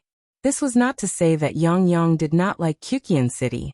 In terms of facilities, Qiqian City was much better than the capital of the Southern Ming Dynasty. However, since he was back here, he had to abide by the rules of the Southern Ming Dynasty. For Yang Yang, who was used to freedom, it was more comfortable in the Southern Ming Dynasty. He could do whatever he wanted. It had been a while since Yang Qindong returned to Qiqian City. During this time, the two brothers had met, but time was too tight and they only exchanged a few words. Now that Yang Qindong had done all the important things he should have done, he slowly became free. This fourth brother came to visit again, and this family banquet was held. Since it was a family banquet, there naturally wouldn't be any idle people. Even the few servants of the Yang family didn't come. The only ones sitting at the table were Yang Qindong, Hu Yan and Yang Yang. Hu Yan was the princess consort. When Yang Qindong wasn't in Qiqian City, her status had always been high. Letting her sit with him expressed Yang Qindong's respect for his fourth brother. If there was no wife accompanying him, it would be a brotherly banquet. Haha, your sister-in-law didn't come. Otherwise, you two would be able to talk. Yang Yang looked at Hu Yan and chuckled. Then fourth brother can send someone to bring sister-in-law over when you have time. Hu Yan replied with a smile. Alright, I'll send someone to do that. Haha. Yang Yang heartily laughed. Then he looked at Yang Qindong. He took the initiative to raise his wine glass and said with a sigh, Sixth brother, although I am your elder brother, I am convinced by what you have done. Come, let me toast you. Haha, fourth brother, please. Yang Qindong laughed heartily and toasted his brother. Although one was his fourth brother and the other was his sixth brother, the disparity in status made Yang Yang no longer dare to act like an elder brother. Over the years, Yang Qindong had proven his ability with facts. Not only did Yang Yang feel pressured when he saw Yang Qindong, he even felt restrained sometimes. Even big brother Yang Gong, second brother Yang Rang, third brother Yang Shi, and fifth brother Yang Guifang, who were far away in the capital of northern Ming, felt the same way. Once they saw the current Yang Qindong, they would also feel the pressure increase. After toasting with Yang Qindong felt a little more confident. At the very least, he didn't feel that Yang Qindong was estranged from his fourth brother. This gave him the confidence to say the words he had prepared because he truly wanted to do something and help Yang Qindong. Before he could think of a way to say it, Yang Qindong took the lead and asked, Fourth brother, are your injuries okay? Don't worry, the assassination attempt happened in the capital of the Southern Ming Dynasty. They must express their sincerity and compensate you personally. Because of an assassination attempt, the Southern Ming Dynasty had to compensate him. Only Yang Qindong had the confidence to say these words. If it was someone else, They would at most receive a few words of comfort. As for others, it was better not to think about it. It was just a daydream. Huh. Yang used this as an opening and laughed. Then he patted his chest and said, "Fourth brother, my body is very good. Sixth brother doesn't need to worry. As for compensation, you can decide. I have saved some money over the years, so I don't really care. But speaking of this matter, the Southern Ming Dynasty has contacted me in private." "Oh, they contacted you in private?" As if it was the first time he heard about this matter, Yang Chendong picked up a piece of cauliflower and put it in his mouth. Yang Chendong had already trained himself to not show his emotions on his face. Sometimes he would smile, but no one knew what he was thinking in his heart. "Yes, they contacted me." Yang didn't look at Yang Chendong's expression. Instead, he said, "The person who contacted me has a big background." "Big background? Then it must be a big shot." Let me guess." Yang Chendong's lips curled slightly. Some fragments of his mind couldn't help but faintly connect. Seeing that Yang Chendong wanted to guess, Yang also became interested.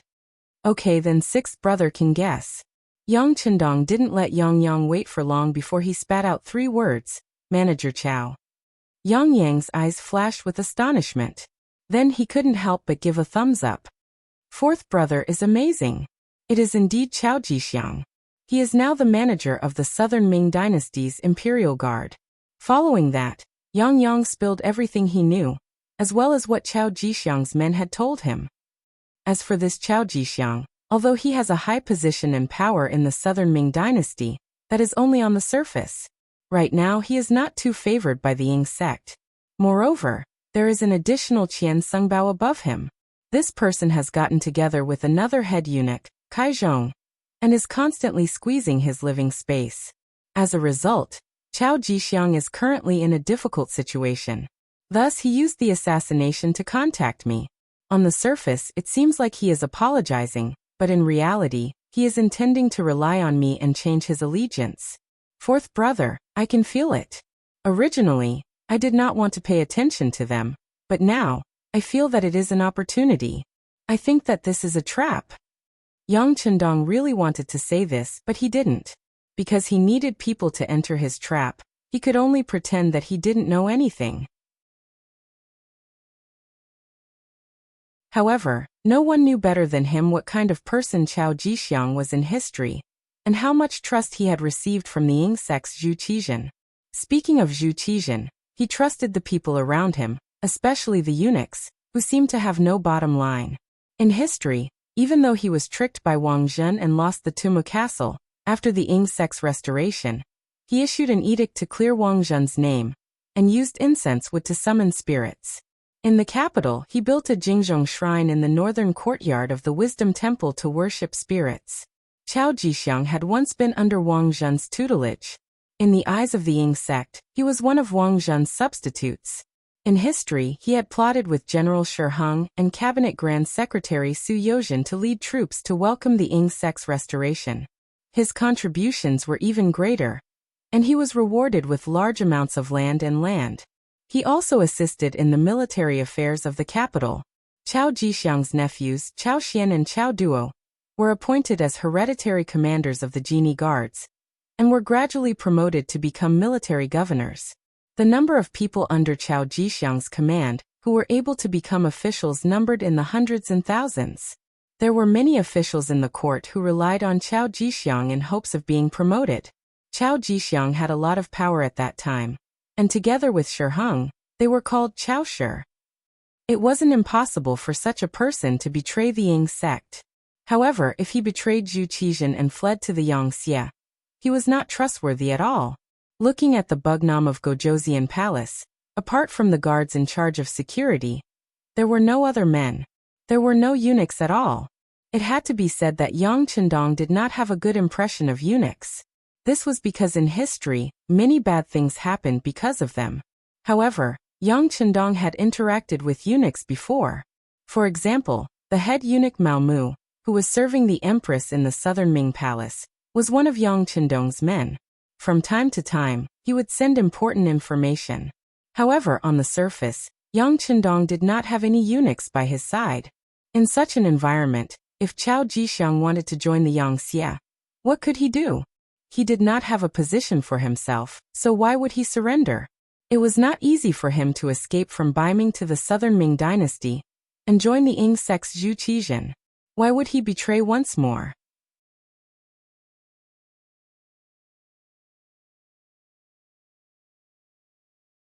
Chapter 1630. And even if all of this was true, how could Yang Chendong believe a person who could betray him at any time? Yang Chendong was familiar with the history of the Great Ming Dynasty. Even though Yang Chendong didn't seem to care much about the Great Ming Dynasty, and Chao Jixiang was also a guard of the Imperial Secret Service, he was very mysterious and came and went without a trace. However, Yang Chendong also knew this person very well. It was because of this understanding that he was very sure that this person would never betray the southern Ming dynasty's emperor, Zhu Qizhen, nor would he surrender like Yang Yang said. All of this was just a trap. With a plan in mind, Yang Chendong pretended that he didn't know anything and said to Yang Yang, "Fourth brother, this is a good thing. Since that's the case, you can continue to contact him. If you need help, whether it's the Security Bureau or the CIA, we will do our best to help." This was exactly what Yang Yang wanted to hear. He also wanted to make some achievements. He immediately said happily, "It just so happens that there are people sent by Chao Jixiang in the observation group. When the time comes, I will have a good chat with him." Seeing Yang Chendong's excited expression, Yang Chendong couldn't bear to dampen his enthusiasm. He also wanted to see what kind of trap the other party had set. He didn't believe that Yang Chendong would betray him. With the other party's ability, even if something happened to him, it was impossible for him to rise to the position of Yangxia. In other words, there would only be disadvantages and no benefits. Thus, Yang Chendong also wanted to see who else was involved in this matter. Of course, even if this matter didn't happen, Yang Chendong already had a rough understanding in his heart. He only needed to wait for the other party to set up the trap. At that time, he would let the person who set up the trap know what it meant to seek death. Yang Chendong was holding a family banquet in the palace. Because Yang Wu was in charge of the palace's affairs, he had been accompanying him. In a small courtyard outside the palace, Cui Xiu left the palace with the excuse of not feeling well. She came to see Yang Lu, who had been waiting for a long time. "How was it? No one noticed you when you came out, right?" After seeing Cui Xiu appear, Yang Lu sat on a chair and asked with an unpleasant expression. Over the years, Yang Lu had hardly exercised his body. Moreover, he had indulged in eating, drinking, whoring, and gambling. His body was no longer as good as before. Reporting to Master, "No. The 8th madam can't wait to see me?" As soon as I said I wasn't feeling well, she immediately approved my leave. Cui Xiu put away the arrogant attitude she had in the palace. At this moment, she was as docile as an obedient lamb. It couldn't be helped. The lives of Cui Xiu's parents and 2 older brothers were in the hands of Yang Lu, and if she were to offend him, her family would immediately be destroyed. What she didn't know was that her family had already been killed by Yang Lu. Speaking of which, Yang Lu didn't have the time to send a few people to keep an eye on Cui Xiu's family. Besides, it was difficult for the living to keep a secret. Only the dead were the most reassuring. "Very good, you did well." Yang Lu still had some understanding of the ways of a master. He knew that if he praised his subordinates properly, they would be full of enthusiasm. "You can rest assured that your family is now very safe. They have food and drink, and they are living very well. When the matter is done, you will be given a large sum of money, and you can reunite with your family." "Thank you, Master." When she heard that she could reunite with her family, Cui Xiu's eyes flashed with yearning. The reason why she did these things was for the safety of her family. "Well, you tell me, is there anything unusual about the 8th madam?" When it came to business, Yang Lu, who was sitting on the chair, was a lot straighter. Reporting to Master, "The 8th madam has completely lost power. Bugnam of Gojoseon has been back for so long, and he has not come to the 8th madam's palace. Even Princess Yangxian has not seen her father for so long." When Cui Xiu answered this question, her tone was very firm. Perhaps adults can deceive people, but a 6-year-old child can't deceive her. This answer was the same as the result of Yang Lu's analysis. He nodded with satisfaction and said, "It seems that Bugnam of Gojoseon really regards the 8th Madam as the backing behind the ninjas. This is the best. He will not suspect others because of this. But you still have to keep an eye on it. If there is any movement, tell me immediately." "Yes, master," Cui Xiao replied respectfully. "Good. By the way, did Yang Wu find anything?" Thinking of his brother, Yang Lu's eyes had a trace of hesitation. He admitted that this time he took advantage of the feelings between brothers, but there was no other way. With the smuggling he did, once Yang Chendong found out, it would be difficult for him to survive. At that time, even if the other brothers pleaded for him, the result would not change. Over the years, Yang Lu thought that he understood Yang Chendong. This person had his own principles when doing things. Anyone who was willing to step on the line, no matter what kind of merits they had in the past, would be heavily punished. And what he did was not as simple as stepping on the line. It was simply challenging Yang Chendong's bottom line. There would definitely not be a good result. Even so, he could only give it a try. If he won, then he would reach the peak of his life. On the other hand, if he lost, he would just die. Even if he waited, he would still die. If there was still a chance, why not? As such, Yang Lu's outlook on life was completely distorted. When asked about Yang Wu, Cui Xiao replied truthfully, "This person, other than being a little lecherous, really doesn't have any other shortcomings.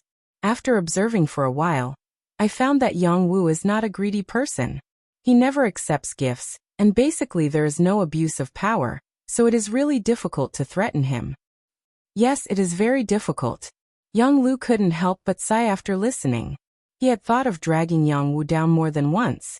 It must be said that this person's position in Crimson City was too stable, and his influence was great.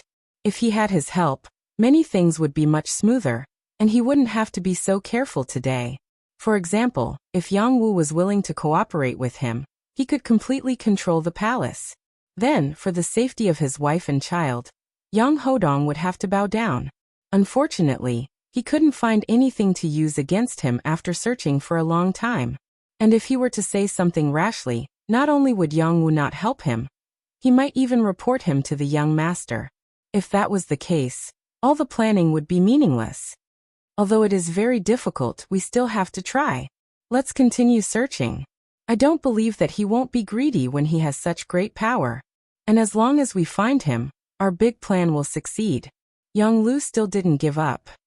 I understand. Cui Xiao nodded and agreed. Then Cui Xiao left. A figure flashed in the small courtyard, and Yang Ying walked out from the darkness. "Yang Ying, do you think it's possible to persuade Yang Wu to work for us?"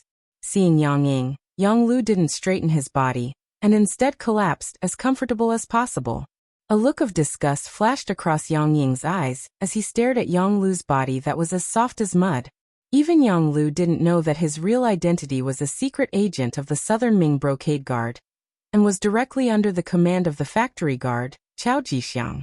In the entire Southern Ming Empire's embroidered uniform guard, only Chao Jixiang knew his identity. This was the greatest way to prevent his identity from being exposed.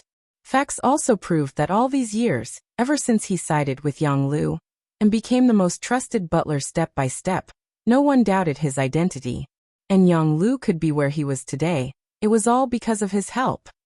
A young man with ambition had turned into a gluttonous, lazy, and greedy person who was afraid of death.